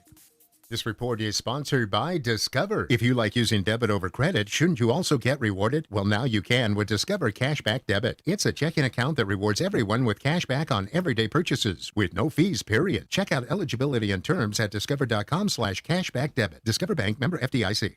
Every day, you breathe in thousands of microscopic germs, allergens, and viruses. Don't let these invisible invaders make breathing through your nose impossible. Flush them out with Navage. Navage uses powered suction to pull saline in one nostril around the back of the nose and out the other nostril, helping flush out all the nasty things that make you miserable. Nearly 4 million people use Navage to breathe better, snore less, and feel healthier. People like Cindy, a verified Navage user who writes, I've had such awful nasal congestion for the last couple years. I bought Navage and OMG, I can breathe again. I love this thing. Goodbye, Neti Pot. Hello, Navage. End quote. If you suffer from sinus congestion, allergies, or snoring, then Navage is the safe, drug-free solution you've been looking for. Navage is at Walmart, Walgreens, CVS, Rite Aid, Target, and Navage.com. Navage. Navage. Clean nose, healthy life. If cleanliness is next to godliness, look around the car right now. Is that very godly? Look, life comes at you fast, but so does WNC Auto Detailing. They have the tools to make your interior look like it's coming off the showroom floor. You don't believe me? Check them out on Instagram. All that filth and years of stains disappear. WNC Auto Detailing does full interior and exterior details with paint correction, and they do wax and ceramic coatings. Call WNC Auto Detailing at 455-3700. Premium care with a Southern hospitality touch. The Asheville Championship returns to Harrah's Cherokee Center in Asheville November 10th and 12th. This year's field is the best yet. The Clemson Tigers, Maryland Terrapins, Davidson Wildcats, and the Blazers of UAB. 4 exciting matchups with a champion to be crowned at one of the premier early season tournaments in college basketball. For more information and to get your tickets, go to AshevilleChampionship.com. That's AshevilleChampionship.com. It all starts in Asheville November 10th and 12th. Proudly sponsored by Ingles Markets. We're back counting down to kickoff. Let's look at today's 3 keys to premium pre-gaming with Beast Unleashed, presented by Monster Brewing. Number 1, beat the heat. Unleash the beast with bold, familiar flavors, 0 caffeine, and 0 sugar. Number 2, running the option. There's 4 to choose from: White Haze, Peach Perfect, Scary Berries, and my personal favorite, Mean Green. And number 3, at 6% ABV, Max Protect. Always drink responsibly, and you must be 21 or over. Beast Unleashed. Available at your local retailer. On the weird scale, there's Vegas, there's Florida, and there's Asheville. Let's get weird, Asheville. It is the Sportsocracy on ESPN Asheville.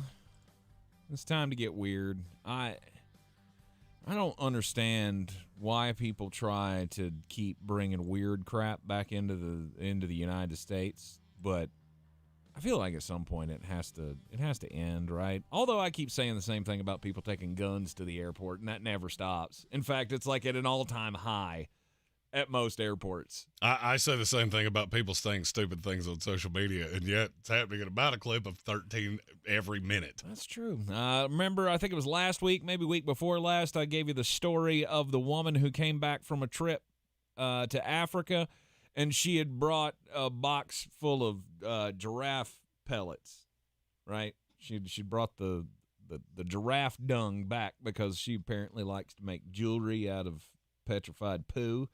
I don't know who buys it, but whatever.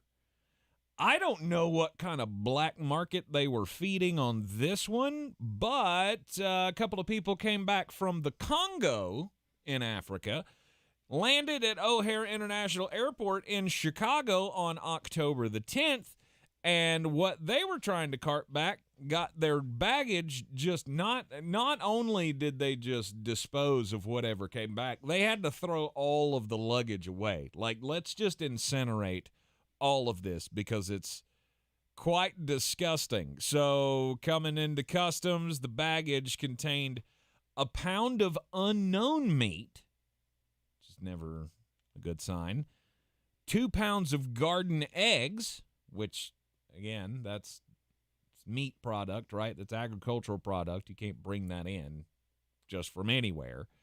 But the largest discovery inside the luggage was 15 pounds of raw goat organs. The trachea, heart, lungs, liver, kidneys, and an entire digestive system were shoved into one of the suitcases. That's disgusting. And I don't have any idea what you could possibly want to learn from this. What could you possibly need to bring a goat in a bag to the United States for? You know what? I learned something from this individual doing that. That's a dumb one. My story also about a dumb one. It is from Miami, Florida. It's from a charter school in Miami Springs called the Academy for Innovative Education. That is going to be really funny in just a minute when I tell you why I'm telling this story. Do you remember when we mentioned that Winnie the Pooh and all the characters had become public domain? And so you could do anything with them that you wanted to because the copyright had expired? Mm-hmm. And so some forward-thinking individual created a movie called Winnie the Pooh, Blood and Honey. It's a terrible horror movie where basically Winnie the Pooh is a serial killer. You don't know that it's terrible. You've never seen it. I lasted 4 minutes. Did you try to watch it? I tried to watch it, yeah. I thought about it the other night. And it was horror awful. It looks like somebody filmed it on their cell phone. It is so bad. Either who. 4th grade teacher at the Academy for Innovative Education. Apparently, they get distracted easily. and they didn't read the rest of the title. We're too busy innovating. Oh, yes, we were innovating the future scholars of America because they saw a movie called Winnie the Pooh. They went, I should show this to my fourth graders. They did not see that the rest of it was blood and honey. Showed it for 20 to 30 minutes, even during the objections of children that said, hey, we ought not be watching this. Zoned out so hard that didn't even realize what was happening. You know why? She was busy commenting on the Caleb Williams video of the Sportsocracy. Yeah, she was trolling. Stupid. You're stupid. Well, you're stupid because you just showed a horror movie to fourth graders. Now, the funny thing is that the fourth graders lasted to 5 times more of that movie than I could have, and more than most other people could have. I will also tell you, there are 4 homicides in the first 30 minutes of that movie. So, at some point, the entire room reacted to what they were seeing, and this one just went, Twitter. Nope. Insta-face. No. The school district put out a statement that said exactly what you would think it would. The Academy for Innovative Education has become aware that a segment of a horror movie was shown to fourth graders on Monday, October the 2nd. That was not suitable for the age group. Our administration probably addressed the issue directly with the teacher and has taken appropriate action to ensure the safety and well-being of our students. How'd that conversation go? What, are you stupid? Did you not say? Have you seen the cover of Winnie the Pooh, Blood and Honey? It doesn't look like it's built for children. Nope. This is the creepiest version of Winnie the Pooh ever. Also, what good? Why are you showing a class of students a Winnie the Pooh? They're in the 4th grade, bro. Like, come on. Come on. Who knows? Who knows what was going through her mind? Just stop showing weird things to children, okay? Just learn a book. That's what you're here for. Exactly. It's school. I know we did it. We used to watch the ACC tournament on March 10th of every year. We did, but most of the schoolwork was over by then, right? Yeah, I mean, we'd already decided we didn't care. You'd only had 2 months left in school at that point. It was, screw it. I mean, it worth doing nothing today. Hell, I was probably high, Ricky. I don't know. I don't know. You'd be second or third. But look, of all the things that make news about the things that teachers do in schools, I mean, this is actually mild compared to some of the things that we see teachers involved with their students these days. So, I mean, you know, it's not advised. Chauncey, I wouldn't recommend it. Chauncey Major in our YouTube comment said, there was a troll in the Sportsocracy Instagram comments that looked like Winnie the Pooh from Blood and Honey. Hey, you know, y'all can defend anytime you want to. I did, however, just find out where the hide button is, and earlier today I found out where the block button was. I've been doing that in a way that Dikembe Mutombo would have been proud of. Just, boo! Finger wag. I mean, because I like to play with you for a while. Like, it's fun until you get stupid. And then we say really stupid things. Like, you call me a racist because of how I look. Okay, just bye. LMNO, bye. I don't have the brain power to deal with you anymore. This is not that you won. I'm just tired of you. And I need you to go away forever. It's a great, but I wish I could do that in real life. I wish there was a block button in real life. Yes. Like people come up to me and say something stupid, and I can hit a block button and a catapult just across the neighborhood. Like, I was going to say, we definitely need a mute button where you could just, you know, have somebody on mute, and when they walk up to you, they just start moving their mouth, and you can't hear anything. Oh, no, I'll tell you. Oh, I can't hear you. Oh, no, I'll tell you the greatest way. Now, I don't know if this worked for you because you're a Smallman and I'm not a Smallman. Mm-hmm. When people walk up to you and they say something really stupid, just take your index finger, all right, and turn it into a pointer finger. And then take your finger and just go boop right on their nose and walk away. Oh. Just boop them right on the nose and walk away. Yeah, no. They will stop talking for 5 seconds, which gives you plenty of time to get away. Mm-hmm. I believe I need more time than that. Do you want to set the over-under on how many times I've done that?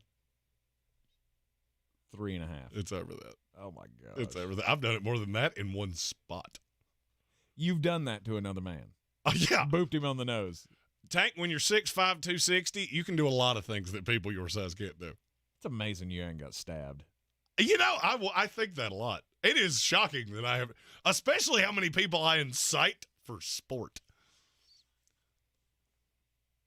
Although I will say, you best not miss. It'd be That's bad true. to get booped and messed up in the same day. Slice your liver in twain. Well, there's a lot of protection in there, so you better be a real accurate shot.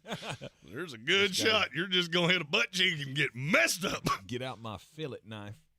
All right, let's talk buyers and sellers. We were asked earlier in the YouTube comments about who needs to be a seller at the trade deadline.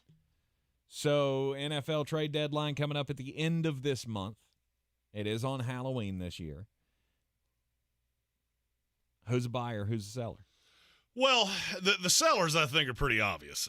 Denver, you should be unloading anything that is not still attached to the ground. Yes. Any of the receivers. If somebody take Garrett Bowles, Kareem Jackson, I'd even go as far as Justin Simmons. He's on the wrong side of the age number. Mm-hmm. Unload it. Tear it to the studs. Carolina Panthers. I don't think you have a lot that a lot of people would be interested in. Jeremy Chin would have been it, but not anymore. Why? He's on IR. Oh. Yeah, so now he's on IR. You go past the trade. Do you know how many snaps he's played in the last 2 weeks? No. 28 total. Wow. Just doesn't seem to be a real schematic fit. But I think he could have fetched something. You need to be re-engaging on Brian Burns. I mean, I think it's obvious that if somebody's willing to give you 2 first-round picks to negotiate this deal, you should let them do it. You got to do it, yeah. Frankie Louvu. That's another one that I think there are plenty of teams that would go, hey, we'd give you. I mean, it's not going to be much. I was going to say, will you get a 4th out of that? I don't even know it'd be that high. Right. It's off-ball linebacker. At that point, what is the point? Just any recoup draft capital. Just any capital is capital? Yes. At that point? Yes. Puka Nacua is a 5th-round pick. Okay. End of argument. Repeat the line. Yeah. Now, you got to have somebody that's a little better at drafting than Scott Fitterer. I was going to say, that's one out of a whole bunch of possibilities, and I don't know if I can trust this front office to come down with it. It's like playing Powerball. It's impossible to win if you ain't got a ticket. Yep. Daniil Hunter is a guy that, with the Minnesota Vikings, I think they need to be coming off anybody that they possibly can. And then New England, and the other one that's interesting to me is Derrick Henry. I get asked this a lot of, do I think a team would be willing to take a risk on him? For what? Well, you wouldn't get anything. No, I'll give you a 7. Probably wouldn't be that low, but, right, but I mean, I'm talking conditional 5. Right. I'm not giving you anything solid for him. And by that, I mean 4th round and up. We're not in that discussion.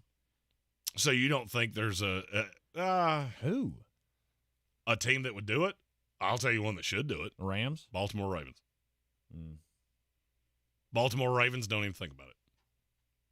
Oh, but the money. Yeah, you only have to pay half the year. So, and there's many ways to make that work. It might cost you a little more expensive draft pick. Right. But you can make that work. Tennessee knows where they're at. Mm-hmm. They're looking at a handful of weeks of either starting Malik Willis or Will Levis. Ugh. I still love Will Levis. I catch a lot of shade for that. Okay. But the question that I was really more intrigued by, who are the buyers and what position would they target? NFL.com put out an article to this effect. And I think they're right on a few of these. Okay. You have been long-standing of saying that the Kansas City Chiefs should be chasing a receiver. Yes. I think that guy's Rashee Rice. I really do.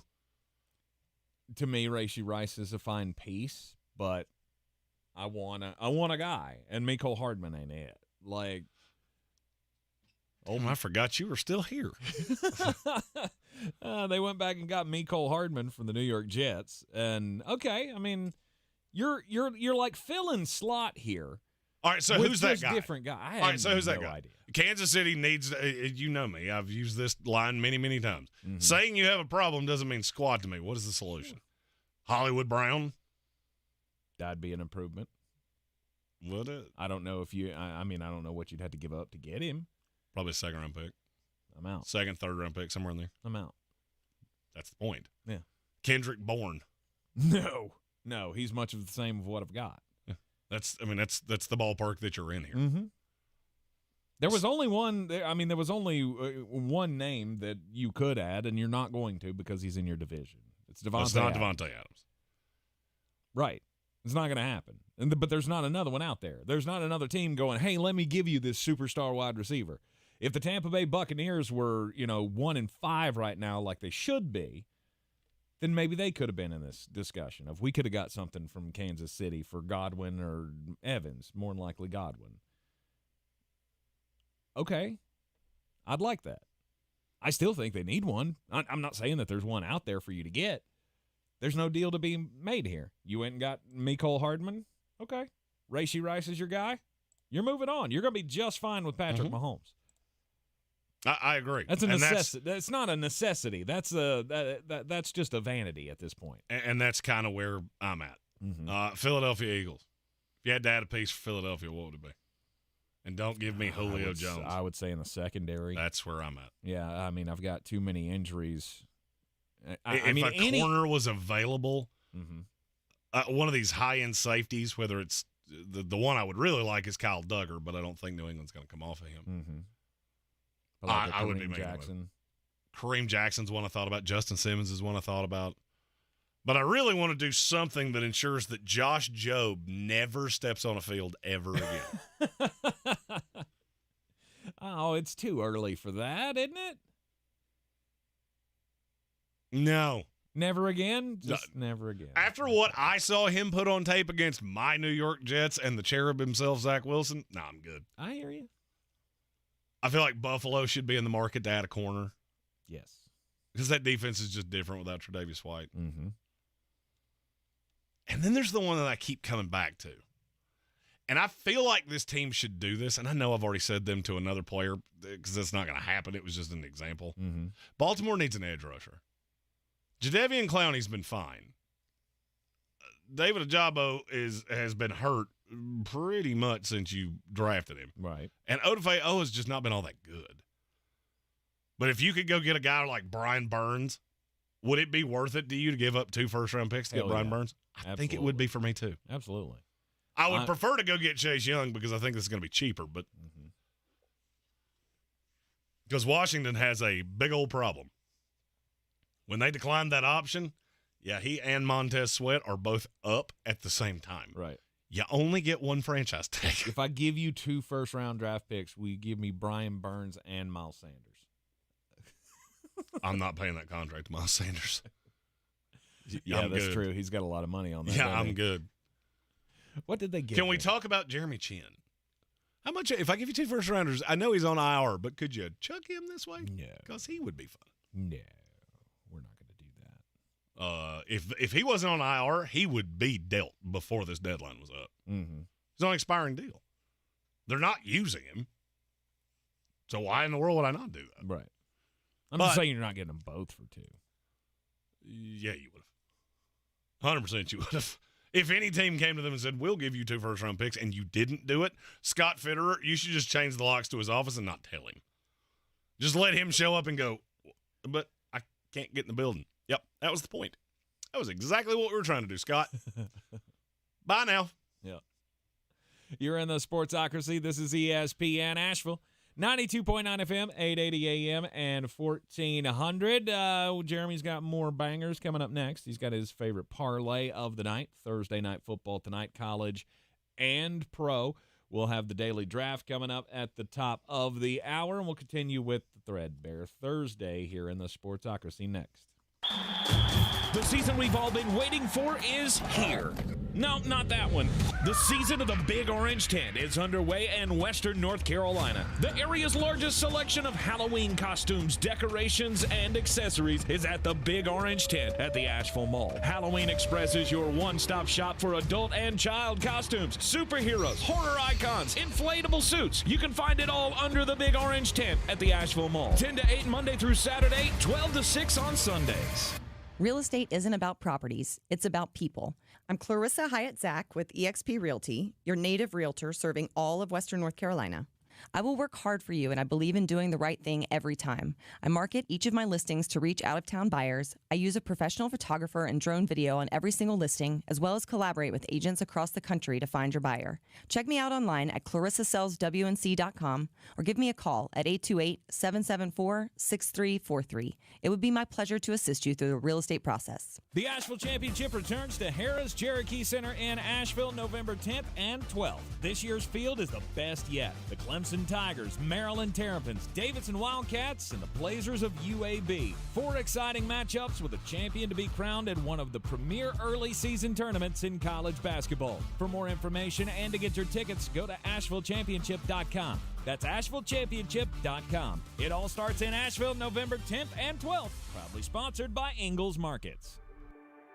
Are you a business owner, CEO, or responsible for marketing? If you are, iHeartMedia can help you reach your goals and find new customers. We reach more consumers in your target area than anyone else, and we can give you access to those potential customers more cost-effectively across radio, digital, podcasting, and social. We'd love to show you how iHeartMedia can work for you. Get started today at iHeartAdvertising.com. That's iHeartAdvertising.com. Saturday, October 28th.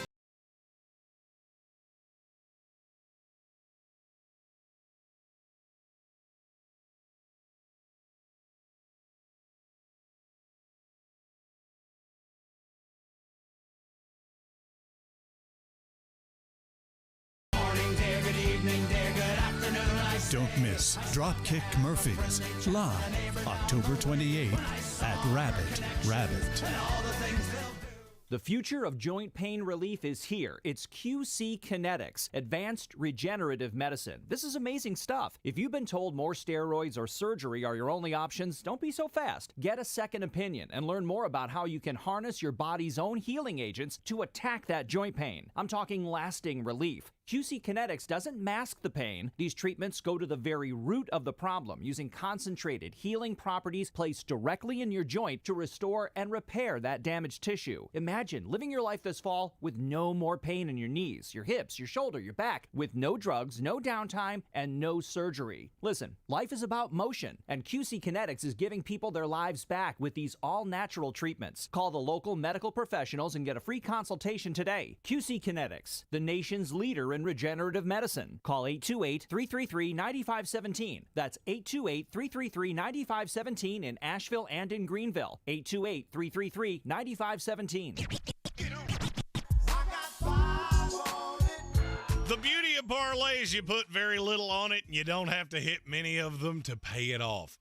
I think I'm hitting this one tonight. I got a 7-leg parlay between Thursday night football and the college games tonight. I told you early, I'm taking Rice in the money line. That's enough for that game. I'm not playing with the points. James Madison minus the 4, under the 49.5. JMU is a really good defense, and they are one of the top defenses in the country at creating havoc. Marshall won't score much.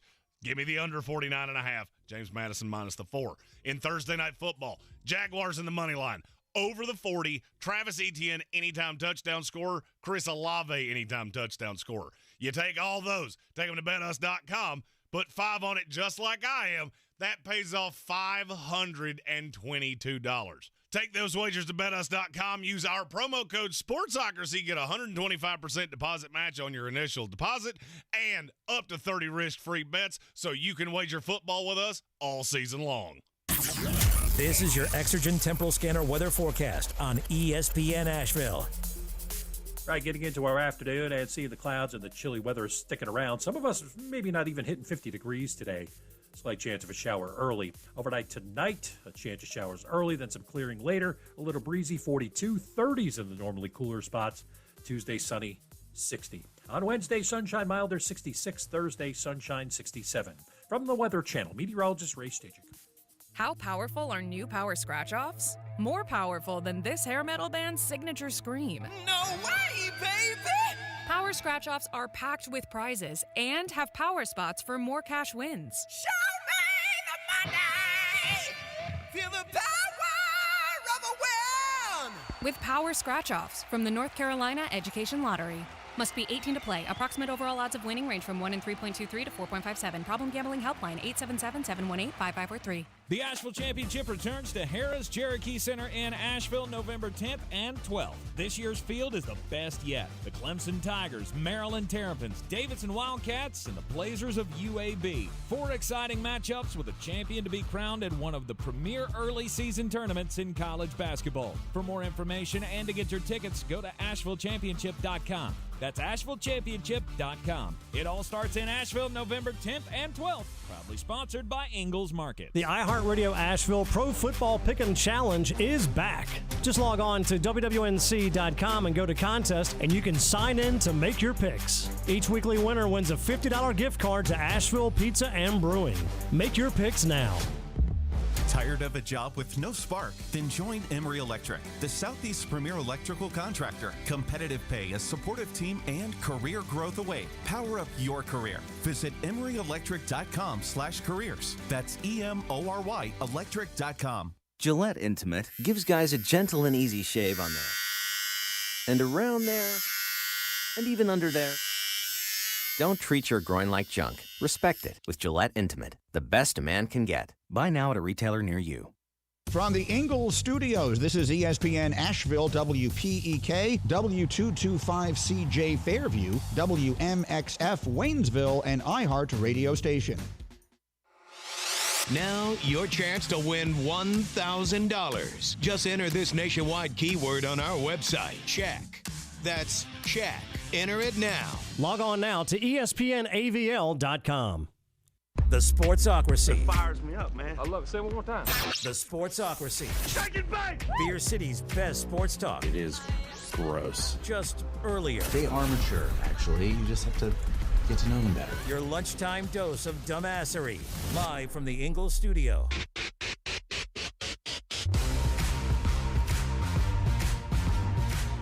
We are back in the Sportsocracy on ESPN Asheville. Sportsocracy, we're heard everywhere on the iHeartRadio app, locally on 92.9 FM, 880 AM, 1400.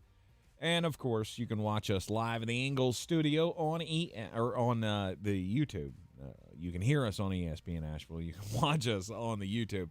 Go to the sportsocracy.com, click the live video link, subscribe to the channel so you can join us in the chat tomorrow. Of course, we're going to have all your picks for the weekend on a Football Friday. There you go. We've got going to make somebody a winner later on in this hour. Your chance to pick up tickets to the Asheville Championship that is coming to Harris Cherokee Center, Asheville, November 10th and the 12th.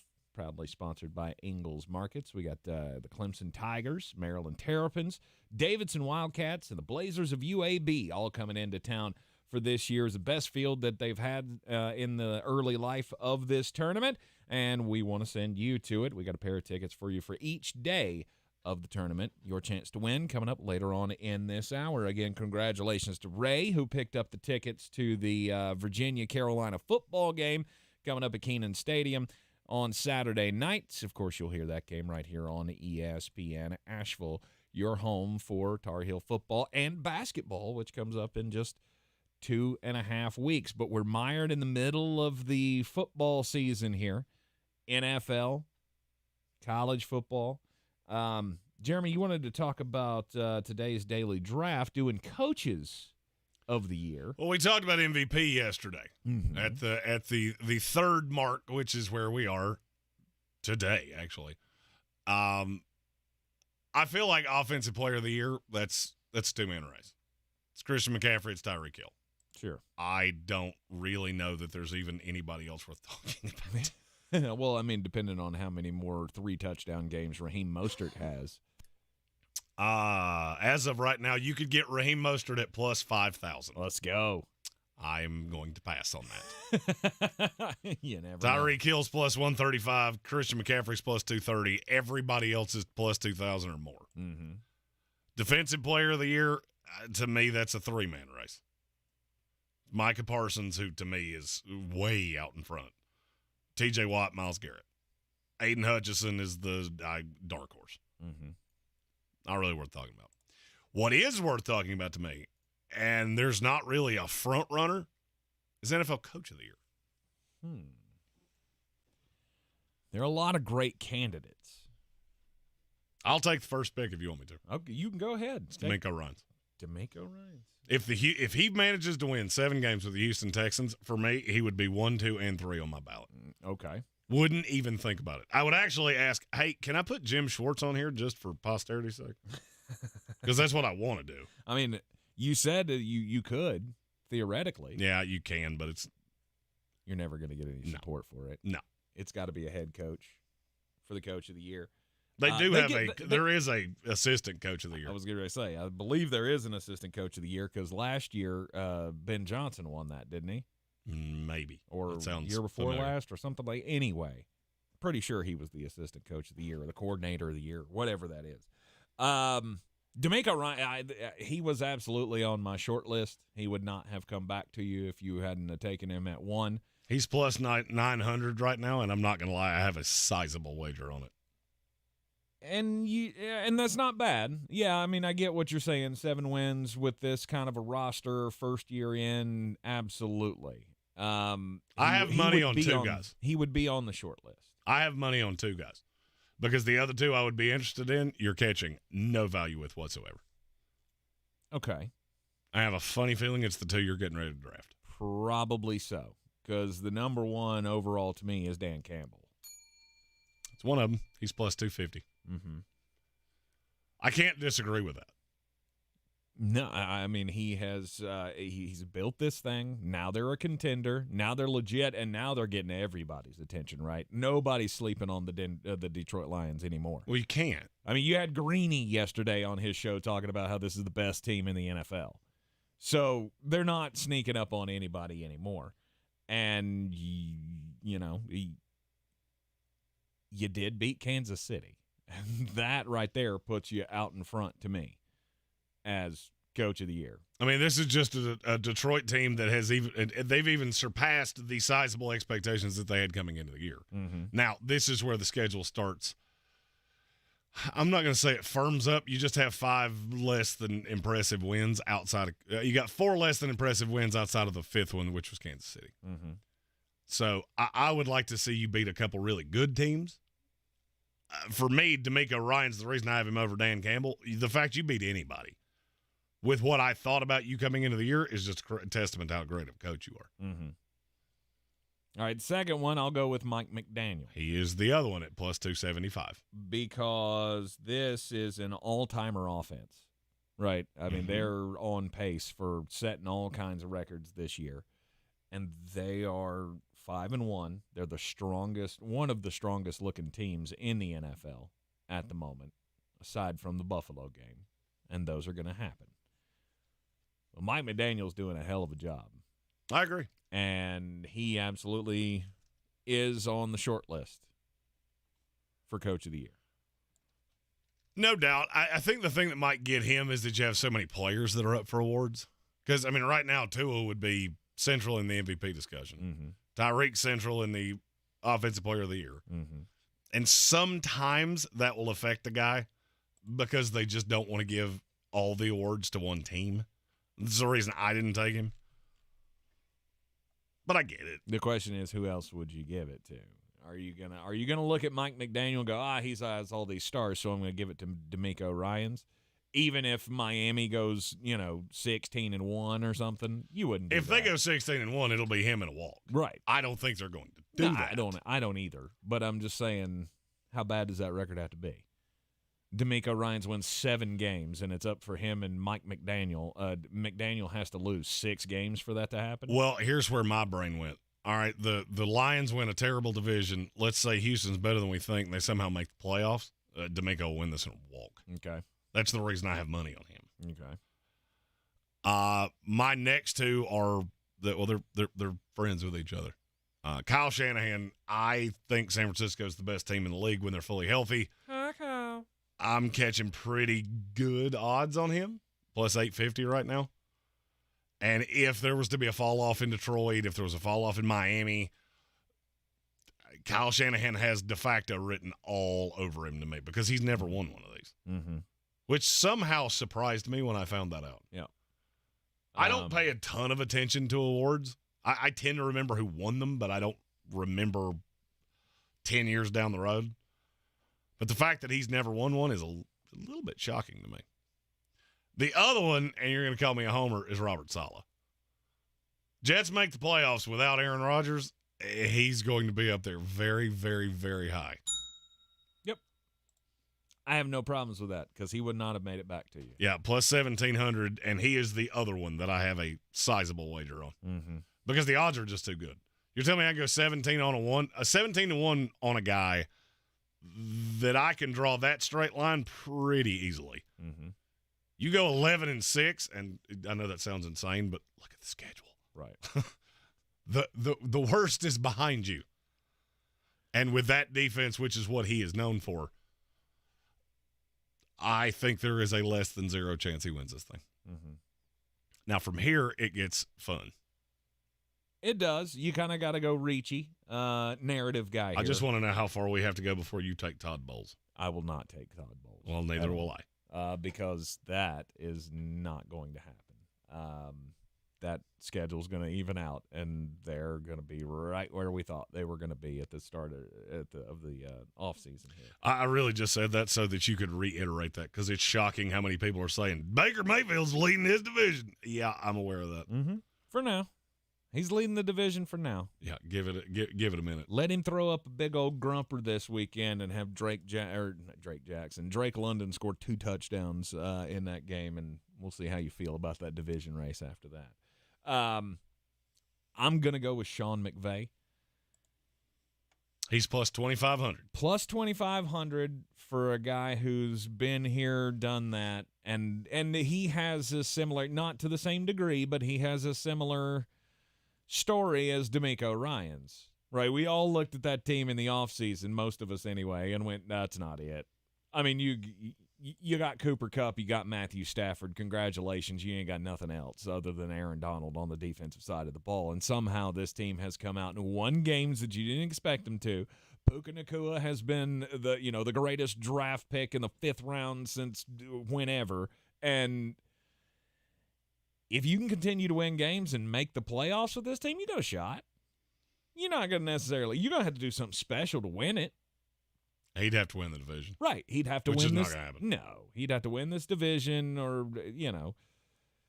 get close to winning the division and win 11-plus games. And that's not going to happen. No. But if they just make the playoffs, he could finish 3rd or 4th in the voting. It wouldn't shock me at all. So I'll go Sean McVay. And then I'm stuck. Because there's a lot of, the rest of the season obviously has to go well for you. Oh, yeah. I mean, the rest of the season has to go well for any of these guys. Well, of course. But you have to. But now you're in that point where you're like, okay. Like Shane Steichen. I don't know that I expected the Indianapolis Colts to be this competitive, and this is sort of in the same vein as DeMeco. I think you're doing some interesting things with this team. You've got them playing really well, and should you, win 8 games, 9 games, Jonathan Taylor has an amazing second half of the season. Gardner Minshew is better than Anthony Richardson would have been, or more efficient than Anthony Richardson would have been. I could see him on that short list. So you're taking Shane Steichen? Sure. You left the one that I'm a little dumbfounded. Okay. Andy Reid has not been said, and that doesn't make a whole lot of sense to me. Yeah. Kansas City goes 15-2 with no receivers. How many times has he won this award in his career? Twice? Once. It was 21 years ago. Really? It tends to be the young upstart. Mm-hmm. And you guys typically tend to get this award one time. There are not many that have won it more than once. In the last, I'll go all the way back to Parcells in the mid-90s. The coaches that have won this more than once are Bill Parcells, Bill Belichick, Ron Rivera, and Bruce Arians. And Dan Reeves. I missed him. Mm-hmm. Ron Rivera won it twice? Yeah. He won it twice in 3 years. Both with the Carolina Panthers. because he went 15-1 that second time, and you couldn't give it to anybody else. Of course. There is a possibility that happens with Andy Reid this year. And at plus 5,000, Andy Reid is behind Mike McCarthy. Yes. He's behind Sean McDermott, Matt LaFleur. Matt LaFleur. Are you kidding me?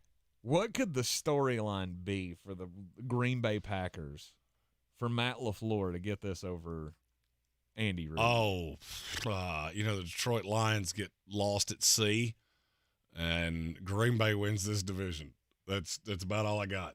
Short of something horrific happening to the Detroit Lions, I don't have one. I was going to say Matt LaFleur comes out and starts taking snaps himself at quarterback.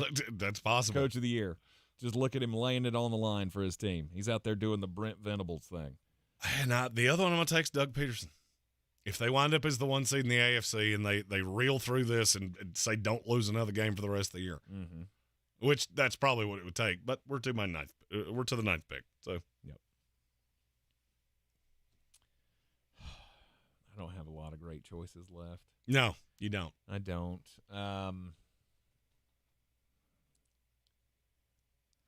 I'll go with Pete Carroll at plus 3,500. Geno starts playing well again, and they win this division. I could very well see it. Everybody else I look at, and I go, I don't know that I see it with you. Arthur Smith. No, not a chance. Not a chance. He's hung with old Desmond Ritter way too long. One of the websites that I use gives large wager alerts. I really want to just shake the hand of whoever set $2,500 on fire in the last 3 days by placing a $2,500 wager on Sean Payton. I want to meet that guy. Yeah. Because I feel like you go to all the fun parties. Nice. Well, I mean, I'm looking down the odds list here. Todd Bowles, that's a no. Mike Tomlin, I'm a no because I don't think it's going to be good enough. Kevin Stefanski at plus 2,800. I'm surprised that number's that low. I'm surprised that's not 5,000. Yeah. Right, like I'm not surprised that's just an astronomical number considering what is it that you're doing to make this team better, right? I mean, that's Jim Schwartz that's making the defense better. Your offense has been terrible. You're at odds with your quarterback. I don't see how Kevin Stefanski's that high on the list, but all right, there you go. Before we go to break, we have breaking news. Well, I love breaking news, especially when it comes from the Carolina Panthers. Who's gonna break the news? Who's gonna break the news? Who's gonna break the news? It's from Jeremy Fowler. It was retweeted by Adam Schefter. Panthers wide receiver Terrace Marshall has received permission to seek a trade. Hey, you remember? You remember when I told you that wasn't going to go particularly well? Would you like to hear the list of receivers that went behind Terrace Marshall? Yes. Josh Palmer. Hey, Carolina, don't you wish you'd taken Josh Palmer instead? Nico Collins. Amon-Ra St. Brown. That's really the only ones that they make you feel warm and fuzzy. Ooh. But that's 3 really bad ones. Amon-Ra. Do you not remember that draft where I genuinely yeah. thought I was going to have a stroke if somebody didn't take Amon-Ra St. Brown? Absolutely comical that he fell that far. Wow. All right. So, Terrace Marshall. He is welcome back if no trade is found. Who cares? Here's my question. Who looks at him and goes, yeah, that's the missing piece for us? I'll give you a 14th round pick right now. I was about to say, Chase Claypool, who I've actually seen be good, got, a conditional 6? Mm-hmm. What exactly do you give up for Terrace Marshall? I give you $17 and an oatmeal cream pie. Oh, what do you give up for Terrace Marshall, who this year is averaging 7 whole yards a carry? That means his 3-year Panther career will probably come to an end with 61 receptions, 742 yards. How about I give and you a touchdown? How about I give you a fully original 1984 Buick LeSabre? Interested? Well, I mean, at least the LeSabre could probably get you where you're going. Terrace Marshall's never really shown an ability to do that. That's right. You're in the Sportsocracy. This is ESPN Asheville. The Asheville Championship returns to Harrah's Cherokee Center in Asheville November 10th and 12th. This year's field is the best yet. The Clemson Tigers, Maryland Terrapins, Davidson Wildcats, and the Blazers of UAB. 4 exciting matchups with a champion to be crowned at one of the premier early season tournaments in college basketball. For more information and to get your tickets, go to AshevilleChampionship.com. That's AshevilleChampionship.com. It all starts in Asheville November 10th and 12th. Proudly sponsored by Ingles Market. Hey, if you're thinking of getting the latest iPhone, you need to stop and check out the wireless offer from Boost Infinite. For more, just pick up your phone and dial pound 250 and say Boost Infinite. That's pound 250 and Boost Infinite. You'll have the option to receive a one-time auto-dialed text message from this station's network. How powerful are new Power Scratch-Offs? More powerful than this hair metal band's signature scream. No way, baby! Power Scratch-Offs are packed with prizes and have power spots for more cash wins. Show me the money! Feel the power of a win! With Power Scratch-Offs from the North Carolina Education Lottery. Must be 18 to play. Approximate overall odds of winning range from 1 in 3.23 to 4.57. Problem gambling helpline 877-718-5543. Some intimate parts need the gentle, easy trim of a Gillette trimmer. And some need the closeness and comfort of a Gillette Intimate razor. While others need a Gillette Anti-Chafe Stick. Gillette Intimate, the best a man can get, down there. Buy now.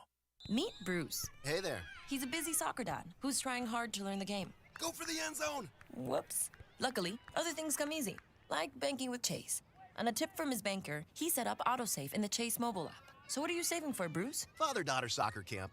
Smart bankers, convenient tools. One bank with the power of both. Visit chase.com/checking. Chase, make more of what's yours. AutoSave requires a Chase checking and savings account. Chase mobile app is available for select mobile devices. Message and data rates may apply. JP Morgan Chase Bank and a member FDIC. It's time for the fall haul at Northern Tool and Equipment. Get your hands on tough tools at prices that are tough to ignore. Got plans? Cancel them. Trucks in the shop? Borrow someone else's. Don't like saving money? Right. So head to the fall haul at Northern Tool.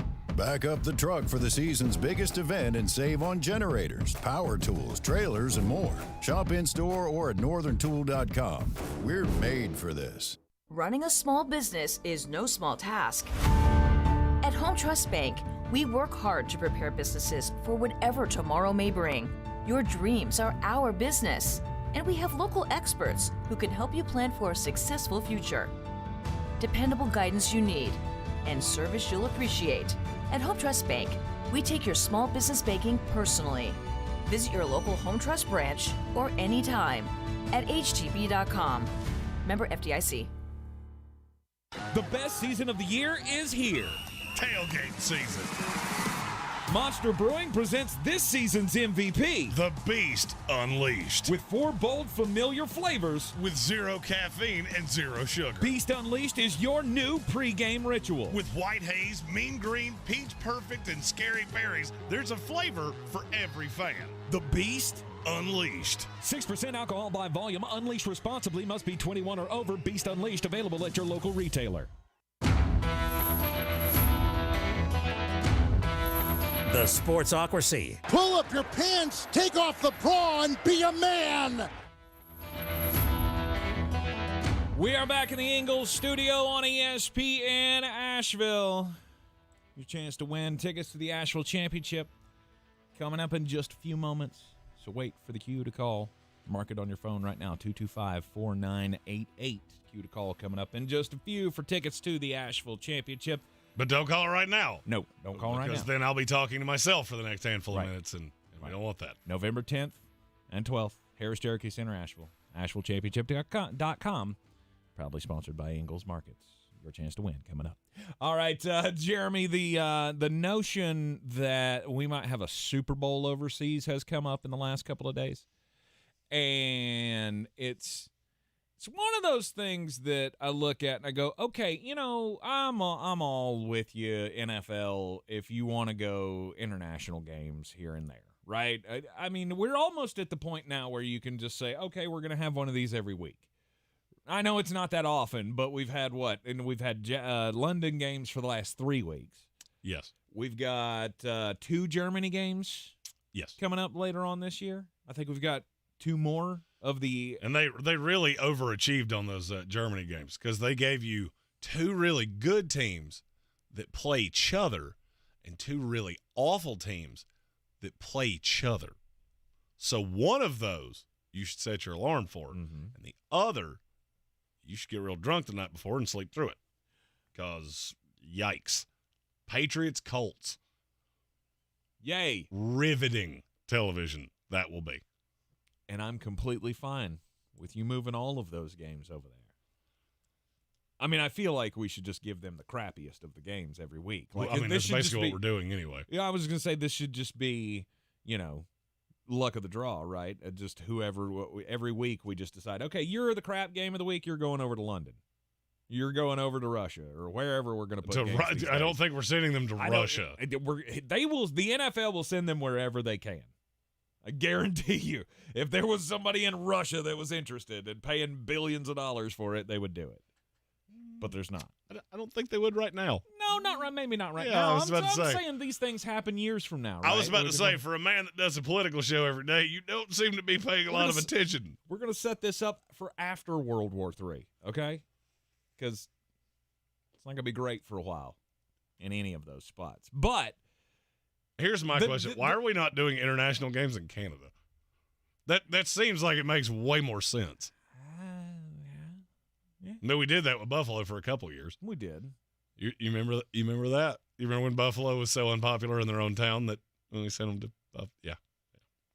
It's not a problem anymore.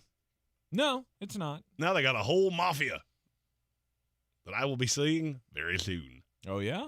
You going up to Buffalo? I am. Me and Asheville Police Chief David Zach. Should have known. Should have known you were going up for the Jets game. I told him that I'm totally fine with being put through a table. Mm-hmm.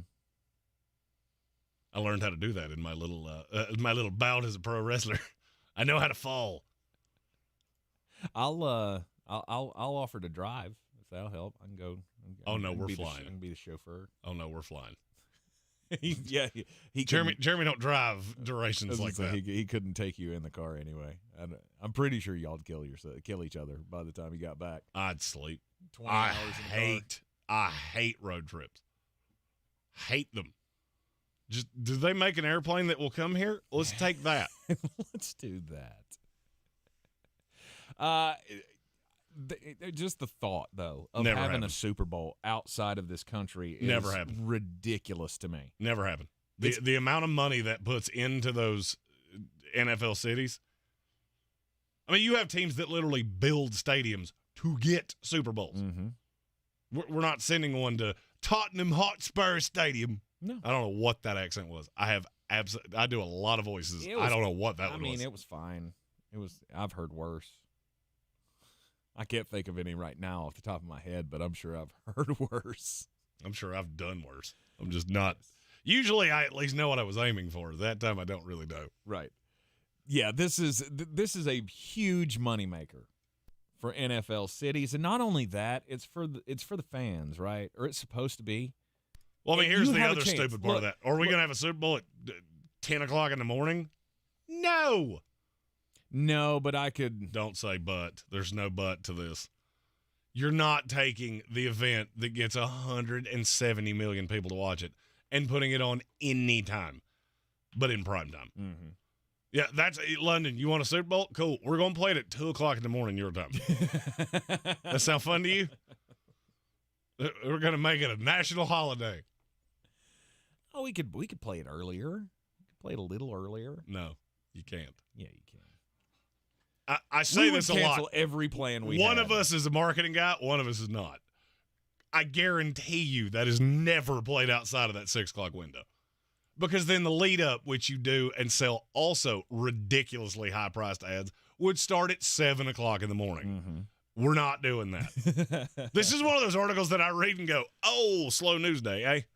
We didn't have much, and nobody getting hurt today, eh? It absolutely is. This is why we do Threadbare Thursday on Thursdays. Mm-hmm. As you get to this point, you're like, well, we're going to spend all day talking about the games coming up. Spend all day Monday and Tuesday talking about the games that just happened. Right. I'm all for the NFL reaching out for fans. Right? We want new markets. We want to break in. We want more really people. Not. I'm good with what we got. This is kind of like me and friends. I got enough friends. All right. You want to be my friend? Cool. You're going to have to kill one of the others. All right. And most of them are crazy. So I'm all friended up. Good night. No, I'm all for you spreading the game across the globe, but you're not taking our championship game away from us. That was, by the way, not me inciting somebody to kill a friend of mine. It was a joke. Joke, people. Joke. It'll never happen. No. They'll never move it outside of the United States. I don't even think you ever see one in Mexico City that they've been trying to do. You'll never see one up in Toronto. Toronto was the only one that there is a possibility of that because you're still in the same, you're still in the right time zone. But it would have to be, you talk about a blowout. What's that old mayor of Toronto? What's his name? Is he still alive? Robert Ford? I don't. Whichever one just was doing crack. Oh yeah. Yeah. No, he's not. I mean, I don't. He might still be alive, but he's not a thing. Oh, I mean, I knew he wasn't the mayor. Especially when you started that with. You mean the one that was smoking crack? Yeah, I'm pretty sure. I assumed he wasn't still the mayor. I'm pretty sure that guy's been in prison. The only office that we allow you to smoke crack and still be in office is first son.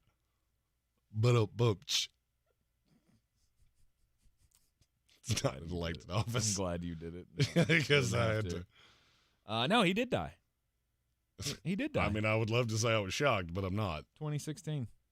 It's been a while ago. Good Lord.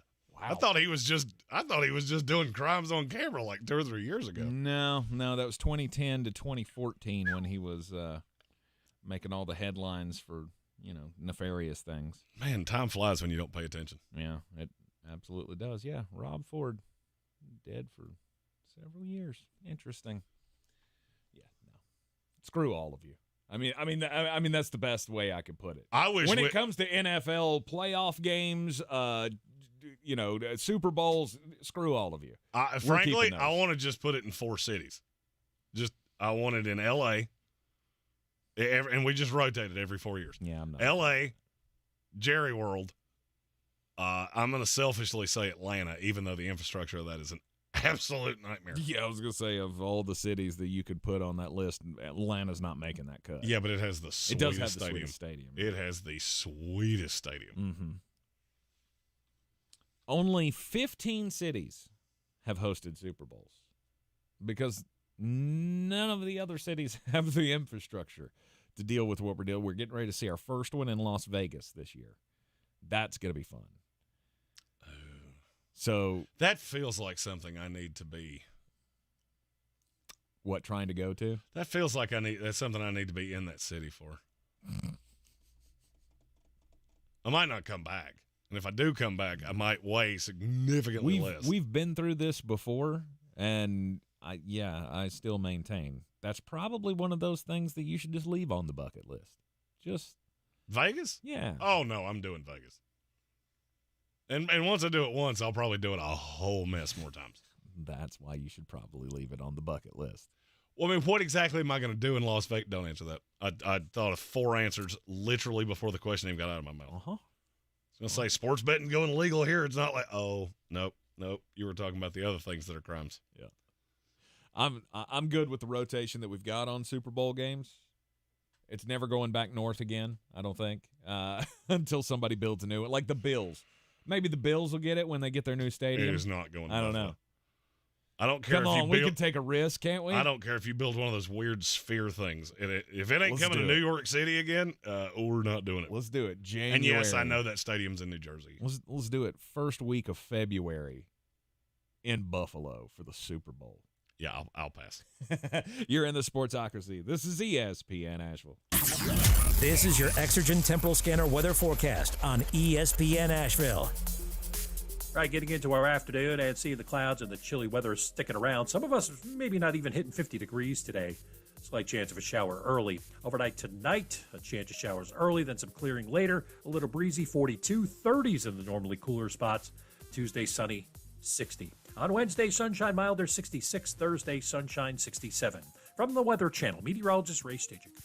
This report is sponsored by Mucinex DM. Say goodbye to retaking medicine every few hours. Buy Mucinex DM to get cough and chest congestion relief for 3 times longer than typical 4-hour cough and chest congestion medicines. That's 3 times longer relief for chest congestion and cough. Nothing lasts longer. Among OTC cough and cold medicines, use as directed. Did you know that high school students are eligible to earn tuition-free college credits through AB Tech's Career and College Promise program? Students get a head start on college and save money while receiving quality education. Many complete their first year of college or even earn an associate's degree before graduating high school. Learn more at abtech.edu/ccp or call 828-398-7900. That's abtech.edu/ccp or call 828-398-7900. Have your outdoors and running water too with Luxury Lou, the tasteful solution to portable bathroom rentals. Family owned and local, Luxury Lou Rental provides modern bathrooms on the go with running water, AC and heating, flushable toilets, and elegant designs. Luxury Lou's are perfect for weddings, corporate events, remodels, and more. Don't leave your well-dressed guests to use a dirty porta-potty John. Ew. Turn to Asheville natives. Luxury Lou. Visit LuxuryLousRental.com.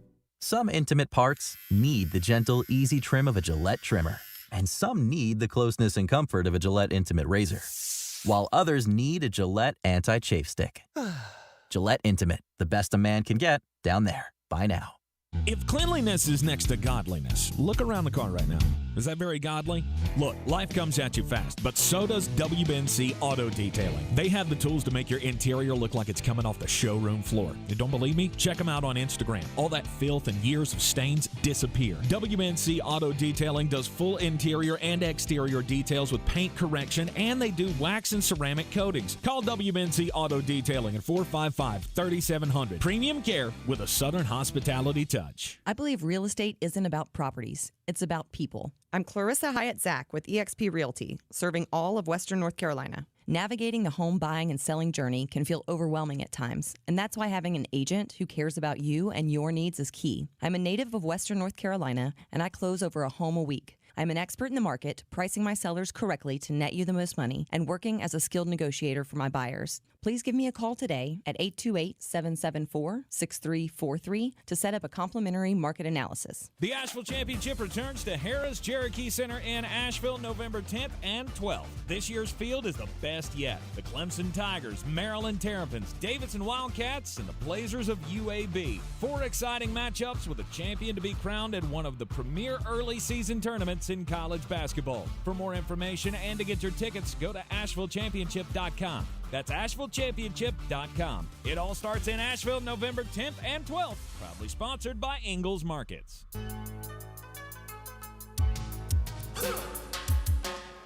Back in the Sportsocracy on ESPN Asheville. It's time for the most important message of the day. Don't do crimes! Let's go to Farmington Hills, Michigan, where they've broken up a crime ring. Well, can you call it a crime ring when it's only one person doing all of the crimes? Maybe. Okay. Depends on how many auxiliary helpers he had. Well, I don't know that he had any helpers, but he did. So he did this one crime, one time, a whole bunch of times, as Jeremy likes to say. Brian Rousey, 31 years old. He has been sentenced to 128 days and 2 years probation for what they do call an organized retail fraud, where he has to pay restitution of $20,108 to Target. He carried out a 2-year scheme, Jeremy, where he was going to Target. Like, I would think that if you're carrying out like a 2-year scheme against one particular business, that would tell me that he's stealing things while, I don't know, being employed at the business, right? He's running something on the side, stealing stuff from his employer, and then Now, this guy, for some reason, targeted all of the targets in the Detroit metro area. And over a 2-year process, he went in about 40 times on separate occasions to these targets. And he would go in, he would go to the kitchen gadget aisle. He would grab hand mixers, those big, fancy, nice KitchenAid mixers, and then just walk out with them. And then he ended up selling them online for about $500 a piece. So basically, he was running a drop ship business where he didn't actually buy the product to begin with. Indeed. I just feel like that's an elaborate scheme to go, I need some money this week. Got to go to the Target and get me a mixer. Why was it only mixers? Why are you not trying to steal other things? You know what they call that in Chicago? An entrepreneur. My story is about 41-year-old Ryan Smith. I am going to tell you this story. But I'm going to leave out several key details. Okay. Then I'm going to ask you to fill in the blanks, and I will finish the story. Ryan Smith's a 41-year-old man. He works in Nebraska. He had a client. That client had a girlfriend. They conducted their business. A few days pass. Mr. Smith decides to cavort with the girlfriend of the client. Okay. I left out 3 very key pieces of information in that story. Fill in those blanks. Oh, my gosh. What does Mr. Smith do? What was special about the client? What was special about the girlfriend? Okay, so he is a dentist. He's not a dentist, but you're not as far off as you would think. The client was, I don't know, his uncle. And the girlfriend was his aunt. Nope. I don't know. I'll answer it for you. 41-year-old Ryan Smith worked at a funeral home. The 51-year-old man was deceased, and the girlfriend was a life-size sex doll. Okay, didn't see that coming. Let me give you the handy bits of information here. 51-year-old man passes away in his house. Ryan Smith is sent to collect the body because he works for a funeral parlor, and that is his job. He goes to collect people's when they have become unalived. He goes to pick up this man, and he notices the girlfriend, and he is quite smitten by the girlfriend. That is one of my biggest fears in my life, is that I die in my house and people find out all the weird things that happen behind that door. That's why I didn't give the guy's name. It's in the story. I left it out to protect the innocent. Mr. Smith takes the man back to the funeral parlor. They process the body. He calls the landlord of the apartment complex that the man lived in and said, and I quote, "We need to collect the doll in his house for a DNA sample. There is no foul play in what happened with this man." So the landlord, sensing a creep, he called the Sarpy County Sheriff's Office and said, "I don't know why you would need this doll." And one of your fellers just called and said he wanted to procure that, and that is weird to me. So the sheriff's department dispatched a couple officers to the location where they found what? The doll. They found the doll. They found Mr. Smith, and they were too late. And oh shit! He was upon it. Well, not actively, but it appears. Because there were some things that were disheveled in the house. He had tainted it. That's a way to say that. Yeah. There are so many parts of this I need to unpack. There are none of these that I need to unpack. I don't need to know. Well, I have so many questions.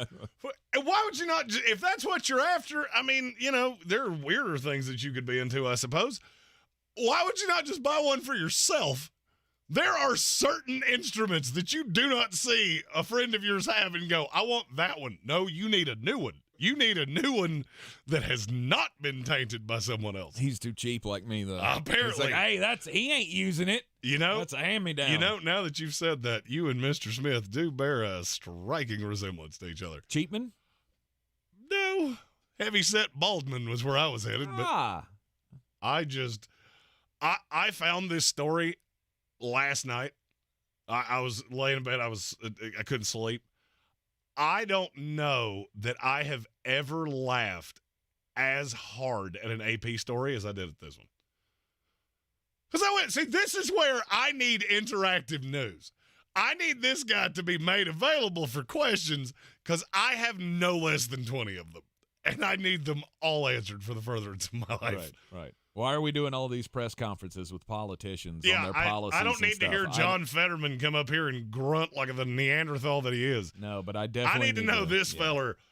Walk me through that. How'd you get there? Yeah, I think this is definitely like the, the 60-minute special that needs to come on right at the top after football on Sundays. No doubt. Right, and this needs to be the number one story of how did a man steal another man's lover? If you're gonna do it, you got to do it. Who's that guy on Dateline? The guy with the real low voice that always comes up real high when he's making a point. That guy. I cannot think of his name. I don't know. I can see his face. The only thing I know about, in my history of watching football on Sundays, as soon as I hear that out, turn the channel. Cigarettes out. No, thank you. Is this still a game? Because I don't need to be here anymore. Oh, God, that news show that Papa likes to watch is coming on. Turn it quick before he comes in here. He's going to make us learn about things. Isn't this the one that had Mickey Rooney in it? That was Mickey Rourke. Oh. Oops. Randy Rooney. Mickey Mantle. Mickey Mouse. I don't know, and I don't care. Hey, Mickey Mantle. Hey, speaking of Mickey Mantle. Nope. I got a Mickey Mantle story. Hey, this is one that I know you're all about because you're all about preserving historic things. Mickey Mantle's childhood house is you can invest in it. You can invest in it? You can invest in it. That's right. This story was posted today that starting on October the 27th, you could own a part of Mickey Mantle's childhood home. What do I get, like a countertop? How exactly does that work? Nope. I think you just get a receipt that says you gave this investment firm $7 and you get a piece of the home. You'd say, hey, I own part of that. Hey, you know what? We could do that with this show. For the low price of just $9.99, you can own a piece of this studio. The birthplace of the Commerce Comet. How could you not want a piece of that? I mean, just to say I own a random piece of property in Commerce, Oklahoma. No, pass. It is kind of cool, though, as they describe the house. It's apparently not been touched. It's still in the same, era. And he's still got all the baseball dents in the farmhouse from where he practiced when he was a kid. So that's kind of cool. So if you're a Yankees fan, $7, you could say you owned a piece of the Comet, if you will. We'll see Jerry Rice out there doing that kind of thing. Yeah, I'm not doing it. You're not. He's like it's an old house. Just tear it down. Oh, no doubt. Yeah, stop propping up useless crap. Oh, look, this is the house that blank grew up in, and nobody cares. Yep. Speaking of propping up useless crap, what are the Chicago Bears doing this week? Hey, that's Tyson Badgett, to the best of what I could tell. That'll be fun. That's a big old grumper. They're a favorite with Tyson Badgett. Oh, no, they're not. That moved. The Raiders are only a 3-point favorite. Bet you can guess which side of that I'm going to be on. Guess which defense I'm going to be playing this week in fantasy football. That feels like a good one. It's the Las Vegas Raiders. Let's do this. Well, we got a game tonight, and we got to talk about how we think this goes. We do. Talked about the importance of the game. We didn't really break down the game. Yeah. Thursday night football, Jacksonville Jaguars, New Orleans Saints. Who comes out on top in the Big Easy? We'll discuss it next. Hey, by the way, why don't you give us a call? We'll make you a winner right now. 225-4988. 225-4988. You want to go to the Asheville Championship. We've got Clemson, Maryland, Davidson, and UAB all coming to town for the earliest premier preseason tournament in college basketball. The Asheville Championship coming to the Harris Cherokee Center, Asheville, November 10th and the 12th. And you can be there. Call now, 225-4988, or to get your tickets and more information, go to AshevilleChampionship.com, proudly sponsored by Ingles Markets. The season we've all been waiting for is here. No, not that one. The season of the Big Orange Tent is underway in Western North Carolina. The area's largest selection of Halloween costumes, decorations, and accessories is at the Big Orange Tent at the Asheville Mall. Halloween Express is your one-stop shop for adult and child costumes, superheroes, horror icons, inflatable suits. You can find it all under the Big Orange Tent at the Asheville Mall. 10 to 8 Monday through Saturday, 12 to 6 on Sundays. Real estate isn't about properties, it's about people. I'm Clarissa Hyatt-Zach with eXp Realty, your native realtor serving all of Western North Carolina. I will work hard for you, and I believe in doing the right thing every time. I market each of my listings to reach out-of-town buyers. I use a professional photographer and drone video on every single listing, as well as collaborate with agents across the country to find your buyer. Check me out online at clarissasellswnc.com or give me a call at 828-774-6343. It would be my pleasure to assist you through the real estate process. At Ingles, we're proud to sponsor area athletics at all levels, whether we're building new fields for T-ball, celebrating Friday night rivals, televising college basketball games, bringing the Fan Fest to semi-pro soccer, or taking you out to the ball game at your minor league park. We're here for the fans. No one gets the dedication to the home team like you guys, and we've got all the sports you can handle. It's all in the bag. Ingles, low prices, love the savings.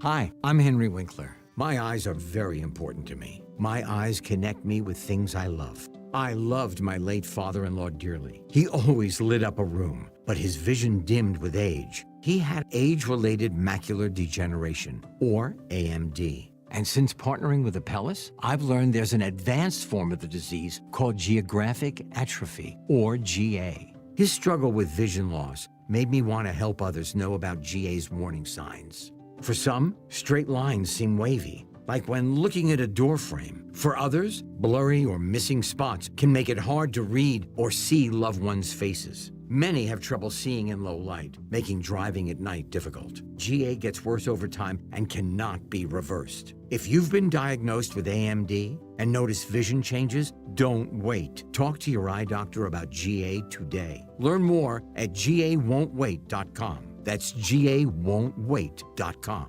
Hi, I'm Emmitt Smith, Hall of Famer and all-time leading rusher with exciting news. Football legend Emmitt Smith talking about all new regenerative treatments for joint pain from the local medical professionals at QC Kinetics. But did you know that you can encourage your body to actually heal itself with the help of QC Kinetics? QC Kinetics uses biologic therapies that are natural, restorative, and long-lasting. The body is an amazing thing. Trust me, I put mine through a lot. Exciting new relief is here for pain from arthritis, knee pain, lower back pain, pain in your hips and shoulders. I'm that guy. When you Google shoulder pain, my face pops up. But you don't have to be sidelined by pain anymore. Call QC Kinetics to learn more about biologic therapies. Don't let your joint pain keep you from doing the things you love. There's a new natural solution that patients are raving about. QC Kinetics. Let QC Kinetics help you improve your quality of life. Call QC Kinetics, 828-333-9517. That's 828-333-9517. 828-333-9517.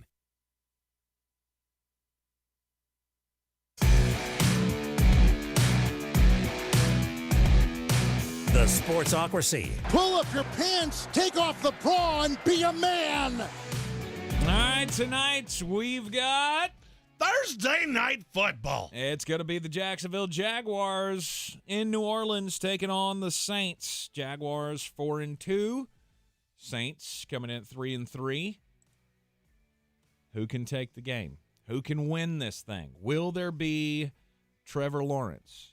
He's got a banged-up knee. They're saying he's a game-time decision. It'll come down to pregame workouts to determine whether or not he's going to play. Doug Peterson has come out and said he expects him to play. He has progressed today. It does appear that we will have Trevor Lawrence tonight. Expected to play is not a guarantee, and so anything can happen in pregame warm-ups. He comes out and turns the wrong way. It's, okay, we're done. We're not doing this. We're moving on. So it could be C.J. Beathard that's taking the snaps for the Jaguars in this one. Jeremy and I said both at the top of the program, this is a game that we would expect the New Orleans Saints to win regardless. Jacksonville Jaguars. I said that the wrong way. The Jacksonville Jaguars to win regardless if Trevor Lawrence plays or not, because I'm heavy on Travis Etienne. X factor on each side. I have one on both sides of the ball. I would say Travis Etienne for the Jaguars offense. And I'm going to go with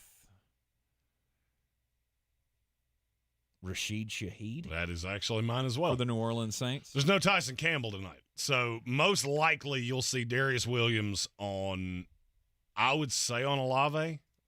I don't think he will shadow him, but he's going to be on him a good bit, which means that Shaheed will get Monteric Brown on the other side. And I like the chances that he hits one over the top at some point. He's one of my favorite. If I'm playing the DraftKings showdown tonight, I will have Rashid Shaheed. He probably will be my captain because he will be cheap. Mm-hmm. And then one of the big storylines for me is the New Orleans pass rush up against that Jacksonville offensive line, which it has worked, but it has not been great. And so can Cam Jordan and the rest of the guys in New Orleans get home, harass Trevor Lawrence, who even though it looks like he's going to play, he's not 100%. Mobility's probably going to be a little diminished. He does tend to step up in the pocket, and there have been times that he would step up into trouble. Mm-hmm. It's one of the things that always bothered me on tape about Trevor is he finds his way into trouble more often than I want a good quarterback to do. So those are the two X factors for me for New Orleans is their pass rush, Rashid Shaheed. On the other side, I look to Jacksonville. Where can you take advantage of New Orleans? And for me, it's probably on Paulson Adebo. Marshawn Lattimore hasn't been great. I don't know exactly what is going on with him, but he has not been the lockdown corner that you expect him to be. I'm not shying away from any of the Jaguars guys. I don't think they're going to be able to run as well as you do. Etienne, I could easily see this being a night for him, much like he had against Indianapolis. A lot of carries, not many yards, a touchdown or two. Mm-hmm. So, I mean, for fantasy, that's a good night. For actual football, not so much. I think that if I'm Dennis Allen, I'm looking at this walking in, knowing that Trevor Lawrence is not 100%, and I'm going to make you beat me. Can you do that? Yes or no? Yep. I'll also be interested to see if New Orleans can run the ball because, man, watching Alvin Kamara just run out in space like, hey, you remember me? You paid me a lot of monies. You should probably use me. Yeah, you got to figure out a way to get him involved. This New Orleans offense has been clunky all season long, and I get that you were without Alvin Kamara for a few weeks, with the suspension. We've just had a lot of moving that. Pieces. Right. You've had Jamal Williams be injured, Derek Carr injured in and out of the lineup, and you've reshuffled the line what feels like 406 times. Mm-hmm. There's no Ryan Ramczyk tonight. They're starting Cam Irving on the right side. May not go your way. That's probably not going to be awesome. I mean, he's played good twice in his career, I think. But Jacksonville should win this game. That's what we said to start off the show. This is one of those times that you have to take a New Orleans team that is beat up on a short week. The offense has been clunky. If you're that team, if you're the team that we talked about potentially being the number one seed in the AFC, should easily win this division. If you're this team, this is a game you win. Yeah. The question is, do you? This is an absolutely maddening one for me, too, because as a narrative guy, I look at this and go, okay, well, these are both teams that when I want to trust them and I want them to get a win, and it's crush spot, you need to have it, they both tend to let you down. So it's almost just like a meeting of the minds here of who can take the step forward. And I'm on the Jacksonville Jaguars to do that tonight because I think this has the potential to get out of hand if Trevor Lawrence plays. See, I don't think it does. Really? I don't think it You does. think I think this close? will be close. I think this is going to be gross to a small extreme because you've had Trevor that's been limited all week. So your practice reps have been light. New Orleans has been what New Orleans has been. Short week with one bad coaching staff, and but this is no doubt the best team you played.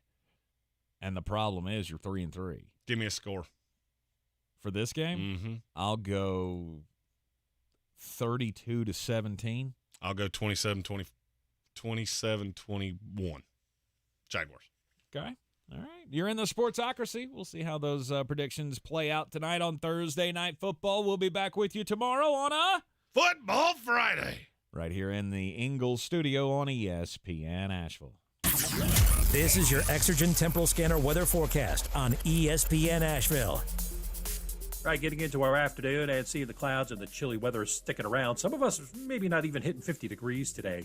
Slight chance of a shower early. Overnight tonight, a chance of showers early, then some clearing later. A little breezy, 42, 30s in the normally cooler spots. Tuesday, sunny, 60. On Wednesday, sunshine milder, 66. Thursday, sunshine, 67. From the Weather Channel, meteorologist Ray Stajic. You know when you wake up and your mouth feels gross and you just can't wait to brush your teeth to get that clean, fresh feeling again? That's exactly how millions of Navage users feel when they use powered suction to rinse out their noses every day, just like brushing their teeth. Once you're able to breathe deeply without congestion, you never want to be without it. That's why so many people rave about Navage, with over 100,000 online reviews.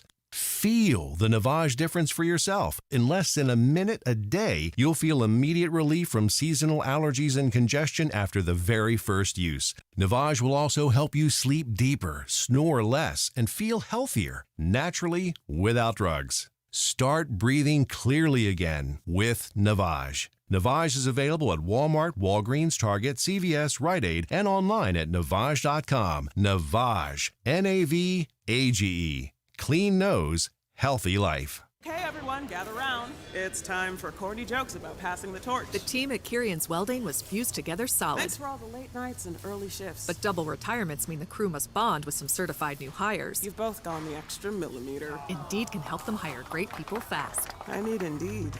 Indeed you do. Our hiring platform instantly connects you with quality candidates, and you can schedule and conduct virtual interviews right from the Indeed dashboard. Visit Indeed.com/credit and get $75 towards your first sponsored job. Terms and conditions apply. From the Ingles Studios, this is ESPN Asheville, WPEK, W225CJ Fairview, WMXF Waynesville, and iHeart Radio.